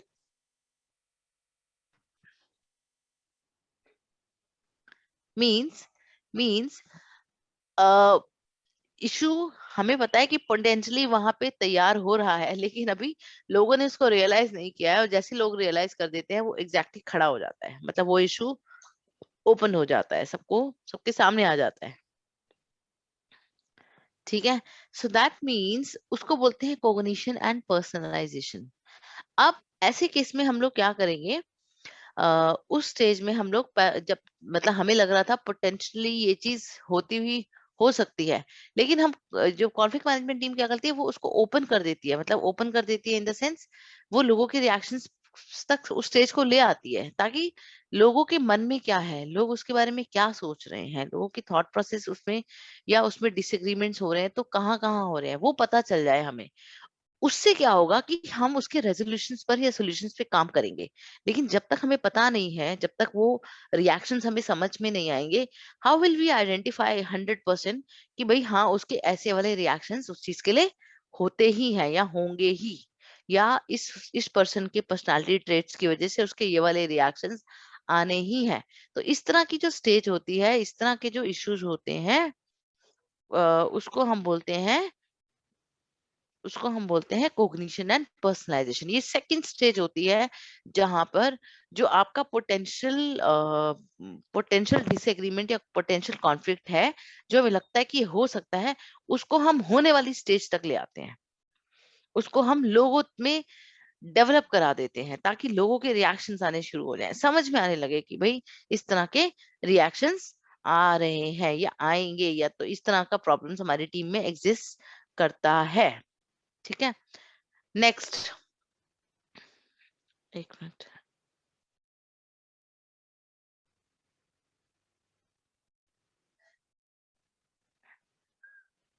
Okay sorry, okay, next we have intentions. Second वाला पॉइंट सबको समझ में आया? Yes, ma'am. तो जनरली मैं आपको इस तरह से भी इसको मैं अगर मैं आपको बहुत लेमन लैंग्वेज में भी समझाऊं, जब हमें लगता है ना फ्रेंड्स के ग्रुप के बीच में यार उसका मतलब मुझे लगता है कि वो ऐसे रिएक्ट करेगी या रिएक्ट करेगा, फिर दूसरा बोलते हैं नहीं यार हो सकता है ना भी करे, उसको लग रहा हो ऐसे, या उसको ना ही पता हो अभी कि इस तरह के इशू है, या वो हम उसको गलत समझ रहे हो, या हमारा उसको समझने का तरीका कुछ अलग है उसका। तो एक दूसरी बोल देती है नहीं यार मेरे को लगता है कि ऐसा ही होगा। तो जो आपकी टीम्स होती हैं ऑर्गेनाइजेशंस के अंदर, वो क्या करती है, होगा को हो में ले आते हैं, हो रहा है में ले आते हैं, हो रहा है स्टेज में ले आते हैं, सो दैट सामने वाले के रिएक्शंस को वो कैप्चर कर सके, टीम्स में क्या इश्यूज हैं वो कैप्चर कर सके। ठीक है, तीसरा आ जाता है हमारा intentions. So intentions come between peoples perception and emotions and help those who are involved in the potential conflict to decide to act in a particular way. अब जैसे एग्जांपल दिया, one has to infer what the other person meant in order to determine how to respond to a statement or action. So a lot of conflicts are escalated because one party infers the wrong intentions from the other person. So there are 5 different ways a person can respond to other party's statement or action. So इसमें क्या है कि हम intentions की बात करते हैं, मतलब लोगों के क्या perceptions हैं, क्या emotions हैं उस पर्टिकुलर सिचुएशन को लेके, या पॉलिसी को लेके, या ऑब्जेक्टिव को लेके, जो उस पोटेंशियल कॉन्फ्लिक्ट में इन्वॉल्व हो सकते हैं, उस उसके वो परसेप्शंस को कैप्चर करना, सो दैट एक पर्टिकुलर डिसीजंस पर पहुंचा जाए, एक पर्टिकुलर ओपिनियन पर पहुंचा जाए। ठीक है, इसमें क्या करते हैं कि एक ये इन्फर करता है कि भाई दूसरा पर्सन जो है वो कैसे रिस्पॉन्ड करेगा, मतलब ये हम यहाँ पर उनके स्टेटमेंट्स और एक्शंस को कैप्चर करना जब शुरू करते हैं, दैट इज योर इंटेंशंस वाला स्टेज। 5 तरीके होते हैं जिसमें आप कोई भी ओपिनियन या भी कोई भी स्टेटमेंट्स या एक्शंस के लिए रिस्पॉन्ड करते हो। सबसे पहले आता है कॉम्पीटिंग। इसमें क्या होता है, one party seeks to satisfy his own interest regardless of the impact on other party. Means यहाँ पे ये थॉट प्रोसेस होता है, मतलब यहाँ पे पर्सनालिटी ट्रेट्स या माइंडसेट की भी बात की जाती है, जिसमें बोलते हैं कि भाई एक पर्सन जो है वो अपना ही अचीवमेंट चाहता है at the cost of others, या उसको कोई फर्क नहीं पड़ता दूसरों को क्या मिल रहा है क्या नहीं मिल रहा, वो अपने प्रमोशंस, अपने ऑब्जेक्टिव्स, अपने बेनिफिट्स, अपने मॉनेटरी हाइक पे काम करता है। दूसरा आ जाता है कोलैबोरेटिंग। सो वन पार्टी और both desire to fully satisfy the concerns of all parties involved in the conflict. इसमें क्या करें कि दोनों ही पार्टीज या दोनों ही पर्संस के ये पॉजिटिव इंटेंशन होते हैं कि हम सबको सेटिस्फाई करके ही कोई डिसीजन लें। देन वी हैव अवॉइडिंग, जैसे मैंने बताया था कि one party withdraws from a suppresses the conflict once it is recognized.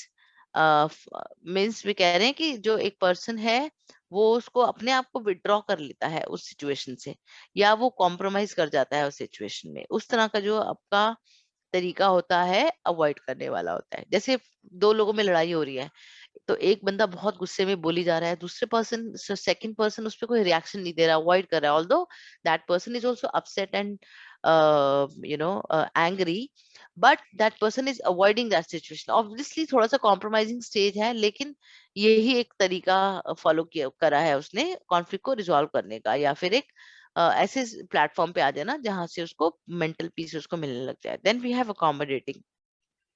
सो ये तो हमने जैसे पहले किया था, one party seeks to appease the opponent once potential conflict is recognized. So basically क्या होता है कि थोड़ा सा कॉम्प्रोमाइज कर देना, अकोमोडेट कर लेना अपने आप को।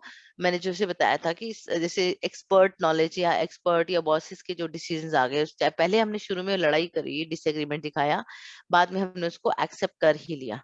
Next we have compromising. So each party to the conflict seeks to give up something to resolve the conflict. So obviously ये भी काइंड ऑफ अकोमोडेटिंग वाला पार्ट है जहाँ पे कॉम्प्रोमाइजिंग रहेगा, लेकिन यहाँ पे दोनों पार्टीज को, यानी कि वो सारी पार्टीज को जो उस कॉन्फ्लिक्ट में इन्वॉल्व है, वो थोड़ा थोड़ा उस पे कॉम्प्रोमाइज करेंगे। ठीक है, तो वो वाली स्टेज होता जाती है हमारी compromising. Okay, next we have behaviour. So behaviour एक ऐसी स्टेज आती है जहाँ पे प्रॉपरली एविडेंट हो जाता है रिएक्शन। जैसे अगर आप देखोगे, मतलब अगर हम डे टू डे की बात करें, हमें लगता है ना 2 लोगों में बहुत कोल्ड वॉर, मतलब ये लोग दोनों पसंद नहीं करते एक दूसरे को, they don't say anything about it, but then दोनों में डिसलाइकिंग है, या 2 टीम मेंबर्स हैं वो बिल्कुल उन लोगों की बन नहीं रही,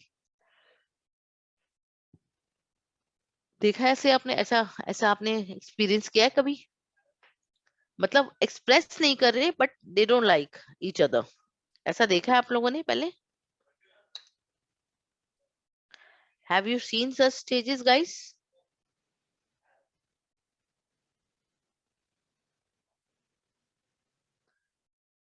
हैव यू सीन और not? Yes ma'am. Ma'am seen बहुत। फ्रेंड में ऐसा होता है ना कि कोई फ्रेंड की फ्रेंड होती है, हाँ म्यूचुअल फ्रेंड नहीं होती है वो, हाँ बट जस्ट बिकॉज वो मेरी फ्रेंड की फ्रेंड है इसलिए मेरे को उसका चिल आउट करना पड़ता है। मतलब उसमें मेरे को वो लड़की पसंद नहीं है, लेकिन क्योंकि मेरी फ्रेंड उसके साथ हैप्पी है तो हम लोगों को एक जगह पे इन्वॉल्व होना पड़ता है। पड़ता तो है, करेक्ट। हाँ जी, ये लेकिन एक छोटा सा एग्जाम्पल। हाँ, छोटा सा एग्जांपल है।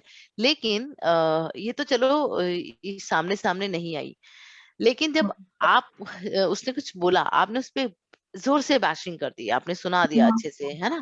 तो वो जो बिहेवियर है ना, वो आपका आउटकम है, मतलब समझ में आ गया कि हाँ actually this person does not like which मतलब कहते हैं कि पोटेंशियल कॉन्फ्लिक्ट था वहां पे, पोटेंशियली हमें लग रहा था वहां कॉन्फ्लिक्ट हो सकता है। दोनों ने दोनों का पर्सनलाइजेशन भी करा दिया, मतलब दोनों को रियलाइज भी करा दिया गया। अब जो रिएक्शन आया, जो या फिर आउटकम मैम आया, इग्नोर करना, वो कुछ बोल रही है तो हम लोग उनसे मतलब बात का रिस्पॉन्ड नहीं करना, या फिर बात का रिप्लाई लेट करना, हाँ या फिर एग्रेसिवली बात करना थोड़ा। हाँ तो ये आउटकम इस सिनेरियो में हम लोग ये देखेंगे कि जो दो लोग हैं वो इन्वॉल्व नहीं होना चाहते उसमें। ये कॉन्फ्लिक्ट ऐसा है कि एक प्लेटफॉर्म पे तो हम परफॉर्म कर रहे हैं, स्टिल हमारे कॉन्फ्लिक्ट्स हैं, मतलब हम रिजॉल्व नहीं करना चाहते हैं शायद। हाँ, स्टिल हमारे बीच में जो बिहेवियरल कॉन्फ्लिक्ट है, मतलब हम हमारे मतलब एक्सप्रेशन जो है वो ओपनली आ गया सामने, आ जाते हैं। हाँ जी। है ना? अच्छा, अब इसमें नीचे क्या दिया है? Behaviour is the actual dynamic process of interaction, perhaps party A makes a demand on party B argues back, party A threatens and so on. So the intensity of the behavior falls along a conflict oriented continuum. If the intensity is low, the conflict might just be a minor misunderstanding. If it is high, the conflict could be an effort to harm or even destroy the other party. वो कह रहे हैं कि अगर दोनों में conflict कोई छोटी मोटी बात पे है, हो सकता है उसको उसको डिस्कस करके रिजॉल्व करा दिया जाए, लेकिन कई बार ऐसा भी हो सकता है कि कोई बड़ा कॉन्फ्लिक्ट है जिससे ओवरऑल डिस्ट्रॉय हो बिजनेस या हमारे काम पे इम्पैक्ट आए, है ना?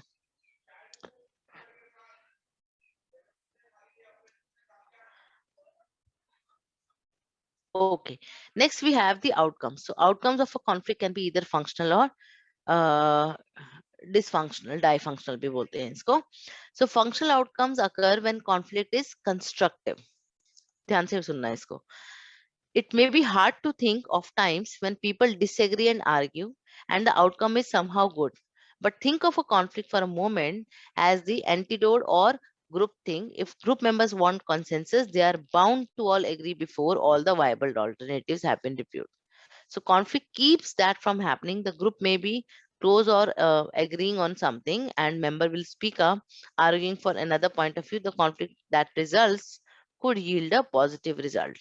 So ये functional outcomes means जो positive outcomes होते हैं, जहाँ पे disagreement हो रहा है पर उस disagreement को discuss करके, उसके pros and cons को discuss करके, उसके advantage disadvantages को discuss करके एक solution पे आना.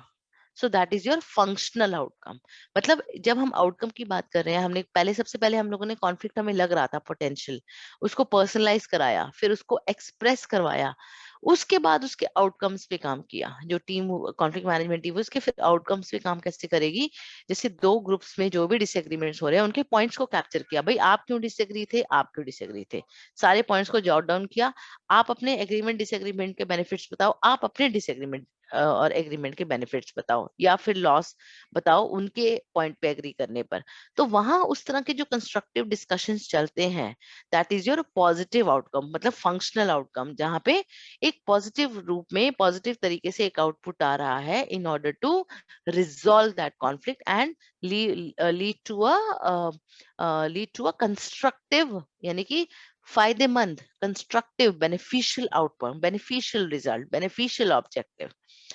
दूसरा आ जाता है हमारा डाइसफंक्शनल, डाइफंक्शनल आउटकम, जिसको बोलते हैं generally sort of negative sort of function. So uncontrolled opposition breeds disconnect, which acts to sever ties and eventually leads to dissolution of the group. Organization meet their ultimate demise more than you would think as a result of dysfunctional conflict. People who hate each other and don't get along can't make decisions to run a company well. So basically यहाँ पर हम लोग बात कर रहे हैं उस negative outcome की जहाँ पे अनकंट्रोल्ड ऑपोजिशन है, मतलब आप ऑपोजिशन करी जा रहे हो पर सामने वाले को अगर आप समझा रहे हो कि भाई आप इस चीज पे जो ऑपोजिशन कर रहे हो ये हो सकता है गलत है, बट सामने वाला सुनने के लिए तैयार ही नहीं है, वो कंटिन्यूअसली बिल्कुल बिना कंट्रोल के ही उस चीज को अपोज करी जा रहा है, लोगों में एग्रीमेंट आ ही नहीं रहा, थॉट प्रोसेस मैच कर ही नहीं रहे, तो इसकी वजह से जो भी उनके बीच में डिसएग्रीमेंट होगा that is your negative outcome और डाइफंक्शनल आउटकम। ठीक है, क्लियर है गाइस? क्लियर?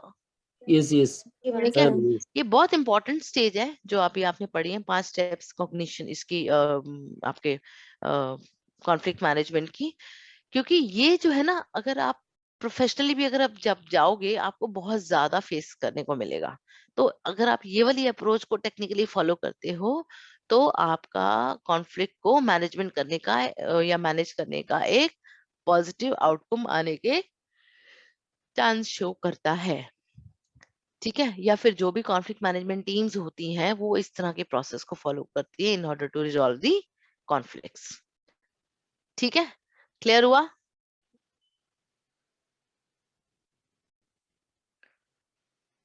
नहीं हुआ?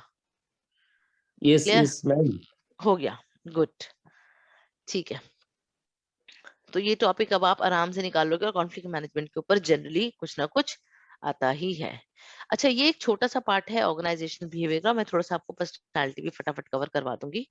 ऑर्गेनाइजेशनल बिहेवियर जनरली आप पढ़ लेना, कोई इतना इसमें हार्ड एंड फास्ट नहीं है, पर ये होता क्या है जनरली जितने भी एप्लीकेशंस होते हैं ह्यूमन बिहेवियर को स्टडी करने का, जितने भी एलिमेंट्स होते हैं ऑर्गेनाइजेशन को एज ए स्ट्रक्चर स्टडी करने का, सोशल सिस्टम स्टडी करने का, उस पूरी स्टडी और एप्लीकेशंस को हम लोग ऑर्गेनाइजेशन बिहेवियर के अंडर इंक्लूड करते हैं।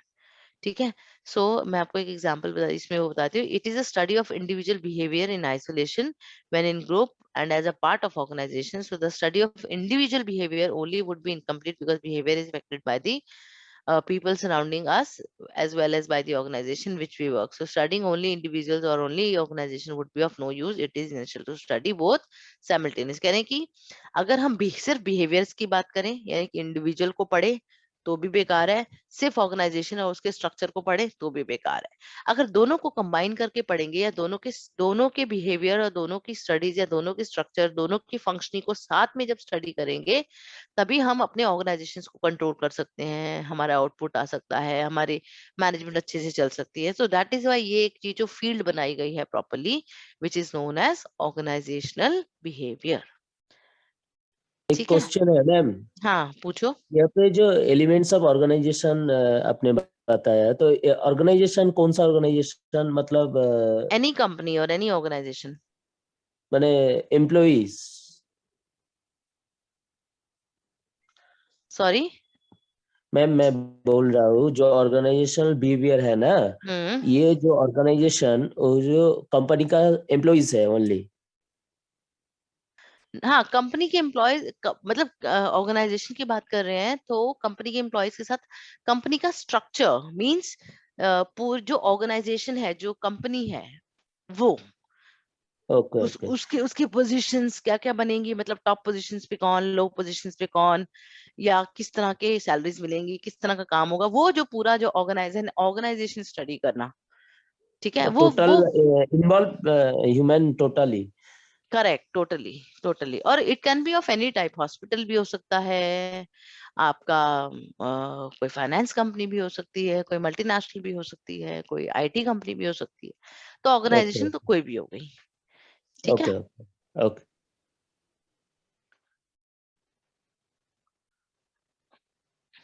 ओके। इसके कुछ कैरेक्टरिस्टिक्स हैं। सबसे पहले ऑर्गेनाइजेशनल बिहेवियर एक नेशनल थिंकिंग होती है, कोई इमोशनल फीलिंग नहीं है। ठीक है, इसमें हम लोग ह्यूमन बिहेवियर और ऑर्गेनाइजेशन को एक्शन पॉइंट ऑफ व्यू से, action oriented point of view से, goal oriented point of view से स्टडी करते हैं। ठीक है, ठीक है। दूसरा, organizational behavior seeks to balance human and technical values at work. So it seeks to achieve productivity by building and maintaining employees' dignity, growth, and dissatisfaction rather than the expense of these values. जब भी हम लोग organisation behaviour के characteristics की study करेंगे, then we will also try to achieve a balanced approach between humans and technical values, यानी कि operations और ह्यूमंस बैलेंस के बीच में एक बैलेंस अप्रोच। तीसरा हम लोग बात कर रहे हैं कि इसमें डिफरेंट साइंसेस को भी स्टडी किया जाता है, जैसे साइकोलॉजी, सोशियोलॉजी, इस तरह की जो स्टडी करी जाती है, that is your part of organisational behaviour. So as a characteristics हम लोग को ये सारी चीजें भी स्टडी करनी होती हैं। देन ऑर्गेनाइजेशन बिहेवियर की बात करें तो ना ही ये पूरी तरह से साइंस है और ना ही ये पूरी तरह से आर्ट है, जैसे कि हम लोग मैनेजमेंट में भी बात करी थी। कुछ रूल्स एंड रेगुलेशंस होते हैं तो ऑब्वियसली वो साइंस रहेगी, बट उसको कैसे अप्लाई करना है वो आर्ट है, तो इसलिए इसको एक कॉम्बिनेशन बनाया जाता है। ठीक है, अब आपको ऑर्गेनाइजेशन बिहेवियर जो है वो मल्टीपल लेवल्स पे agree you know multiple level पे एग्जिस्ट करती है, जैसे as an individual, as an group, जिसमें आपके डिफरेंट टाइप ऑफ बिहेवियर्स रहेंगे, डिफरेंट टाइप ऑफ पीपल रहेंगे, तो उन सबको भी स्टडी करना, तो हर लेवल पे आपका ये एग्जिस्ट करता है। फिर इसमें सारे आपके सोशल एंड टेक्निकल कंपोनेंट्स भी इंक्लूड होंगे, मतलब जैसे लोगों के बिहेवियर भी इंक्लूड होंगे, लोगों का लाइफस्टाइल, ये सारी जितने भी मतलब स्टडीज ये रहेंगे, these are all important part of organisational behaviour, मतलब जब आप पढ़ने बैठोगे इसके अंदर। सो दैट इज वाई हम इसको इसके कैरेक्टरिस्टिक्स में इंक्लूड कर देते हैं। ओके, अच्छा, एक छोटा सा और टॉपिक है which is known as transactional analysis. So इसमें क्या होता है, हम लोग ये एक ऐसा प्रोसेस है जिसमें हम लोग बिहेवियर्स को स्टडी करते हैं, इंटरपर्सनल बिहेवियर को, कि सामने वाले के अंदर किस तरह के ट्रेट्स हैं। जैसे आपका 4 ट्रेट्स में बांटा गया है, जैसे parent, child, adult, sorry 3 trait में, पेरेंट्स, चाइल्ड और एडल्ट। पेरेंट्स के बीच मतलब पेरेंट्स ट्रेट माना जाता है, ये it's a kind of trait analysis जिसको बोलते हैं, कि पर्सनालिटी के अंदर आपका इस तरह के ट्रेट्स होते हैं, बिहेवियर होते हैं, जैसा आता है आपका पेरेंट। इसमें आ जाता है recordings of external events observed and experience by a child from birth through approximately the first 5 years of life. कह रहे हैं कि हम उसको ये स्टडी करते हैं कि उसका जो अपब्रिंगिंग रहा है, स्टार्टिंग रही है, वहां से किस तरह से उसका बिहेवियर रहा है, किस तरह का अपब्रिंगिंग रही है, किस तरह की थॉट प्रोसेस मिली है उसे।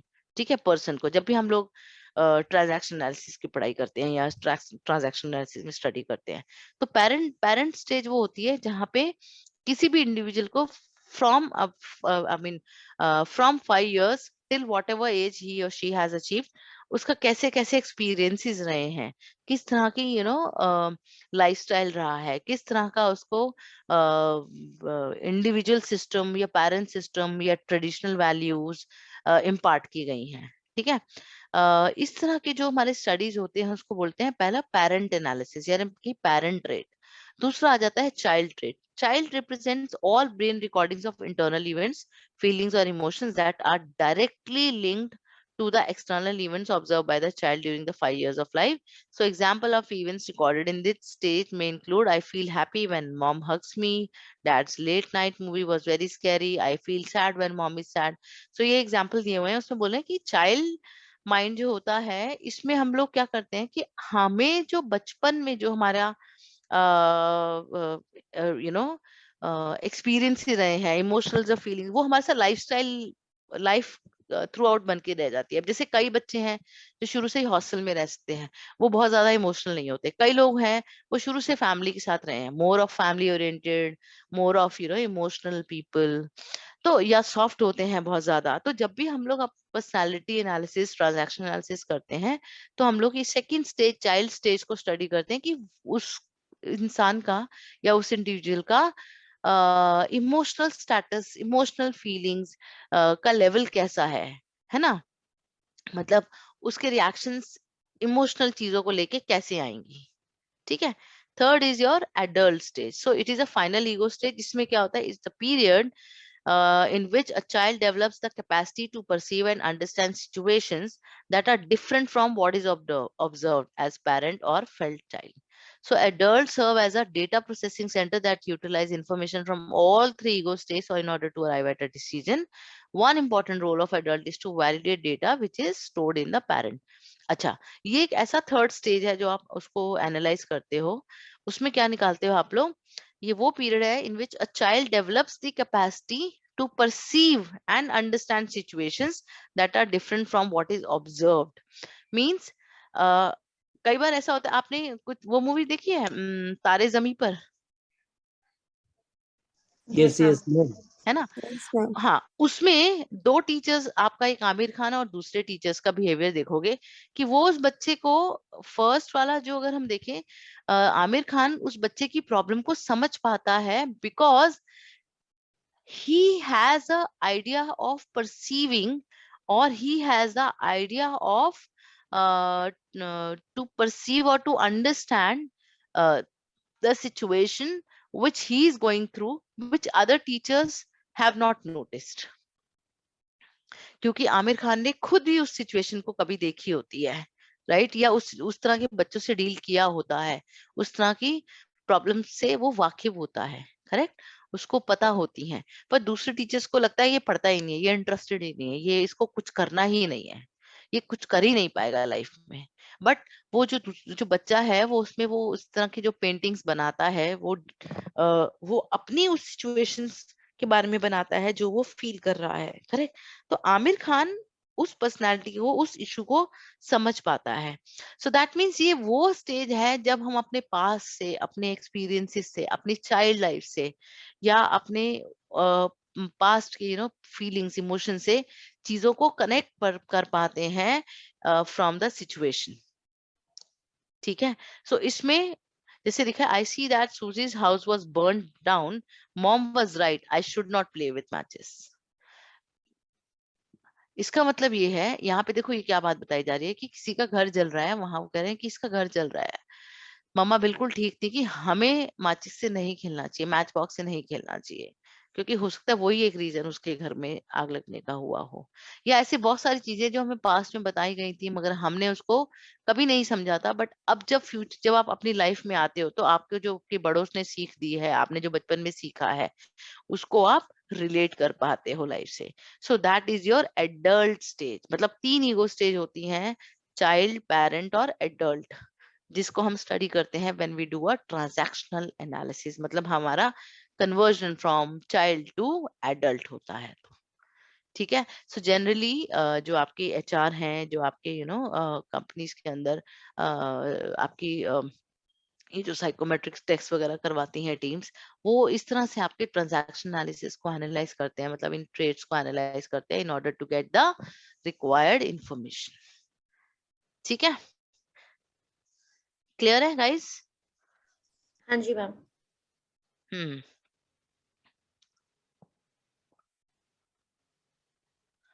ओके, अब एक छोटा सा लास्ट टॉपिक है, पर्सनालिटी। पर्सनालिटी क्या होती है? पर्सनालिटी वैसे हम इसको नेक्स्ट क्लास में कंटिन्यू करेंगे, क्योंकि थोड़ा सा बड़ा है ये topic. I think better to do it in the next class. So I think we are left. How many? We have done 4 classes, correct? This is our 4th class,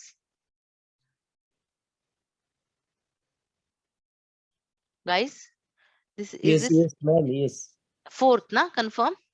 yes हाँ, ठीक है, ठीक है। तो अभी हमारे पास we are left with 1 more class, I believe. तो we'll cover this in the next class because ये थोड़ा सा बड़ा है, अभी हो नहीं पाएगा ये। हाँ, इसके बाद आगे भी है।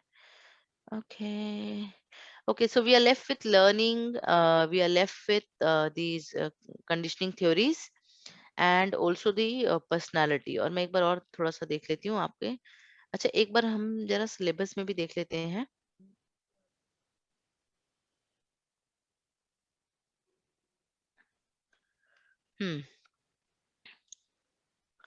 ये तो different schools, I think learning में भी नेक्स्ट कंडीशन में आ जाएगा।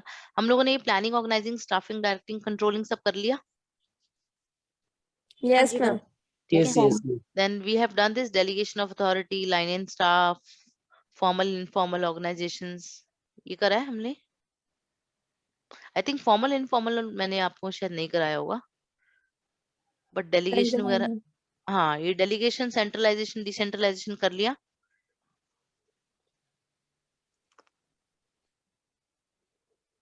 Correct.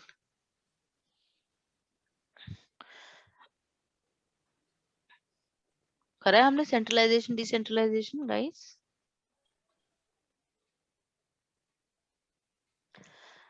Okay, staffing directing controlling ये कर चुके हैं हम लोग। Yes yes staffing social responsibility भी कर चुके हैं और एथिक्स भी कर हाँ जी, चुके हाँ हैं। जी। ठीक है, ओके गुड।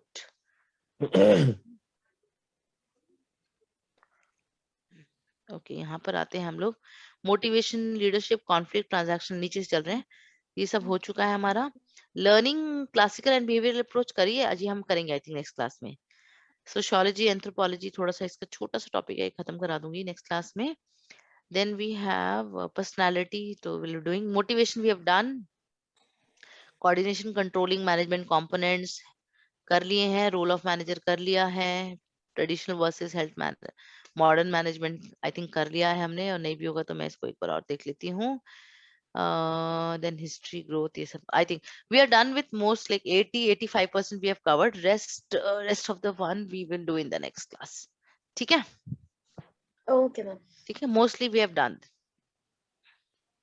अच्छा, अगर हम नेक्स्ट क्लास 8 o'clock की कर लेते हैं, will that be okay guys?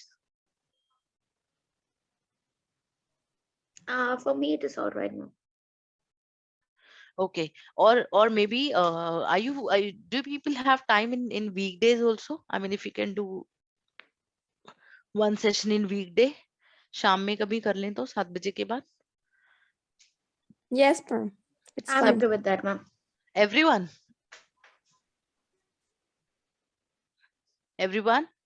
Ma'am मेरे तरफ से कोई प्रॉब्लम नहीं है। Yes ma'am. ठीक है, ठीक है, क्योंकि संडे वाले दिन थोड़ा सा और भी मेरे पास सेशंस हो जाते हैं, तो एक ही सेशन बचा आप लोगों का, तो वो वीकडे में कभी प्लान कर लेते हैं। ठीक है, ठीक है, yes ma'am. Okay, okay okay. I think okay. Any question guys so far?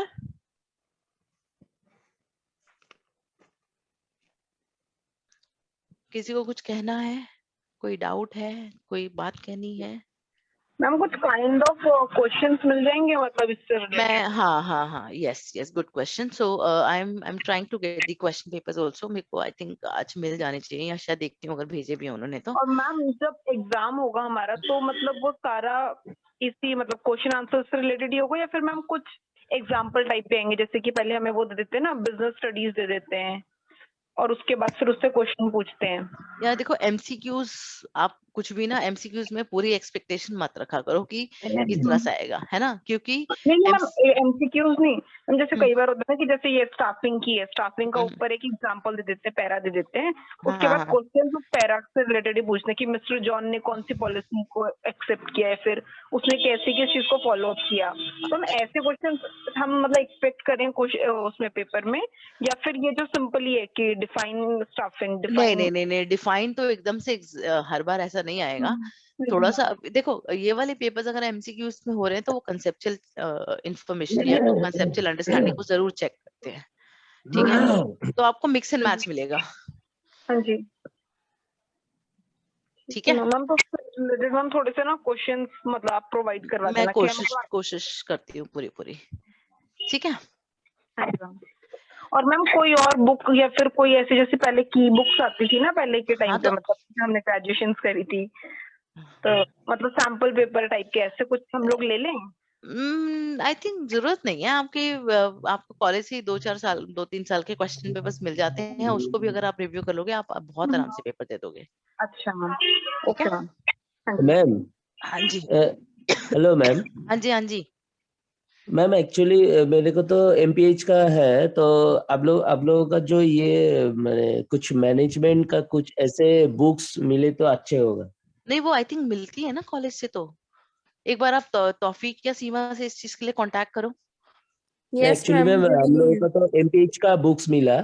हाँ मैम एक्चुअली मैं एमपीएच का ही हूँ, तो एमपीएच का बुक्स मिला, बट ये मैनेजमेंट रिलेटेड जैसे मैम ये personality development, organisation behaviour, conflict management, ये सब बहुत अच्छे हैं। हाँ बहुत हाँ, तो उससे इम्पोर्टेंट भी है। हाँ बहुत इंपॉर्टेंट भी है, तो मैं आपको ये वाली फाइल भी तो भेजूंगी ना, अगर आपका वहां ओके ओके मैम, मैं कहीं पे किसी में PDF मिस शेयर है तो यू करूंगी। Can refer this file also. हाँ मैं ओके शेयर ओके करूंगी आप लोग के साथ, ओके, ठीक है। Thank you ma'am.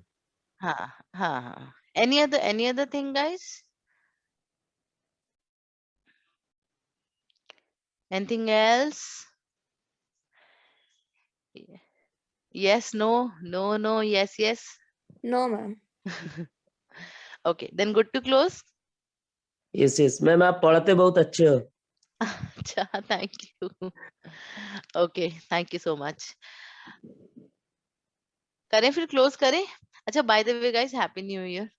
I forgot to. Okay okay, happy new year. Okay, enjoy yourself. Okay, thank okay, you. Thank you Bye thank you. bye. Bye. Okay. Bye bye bye bye.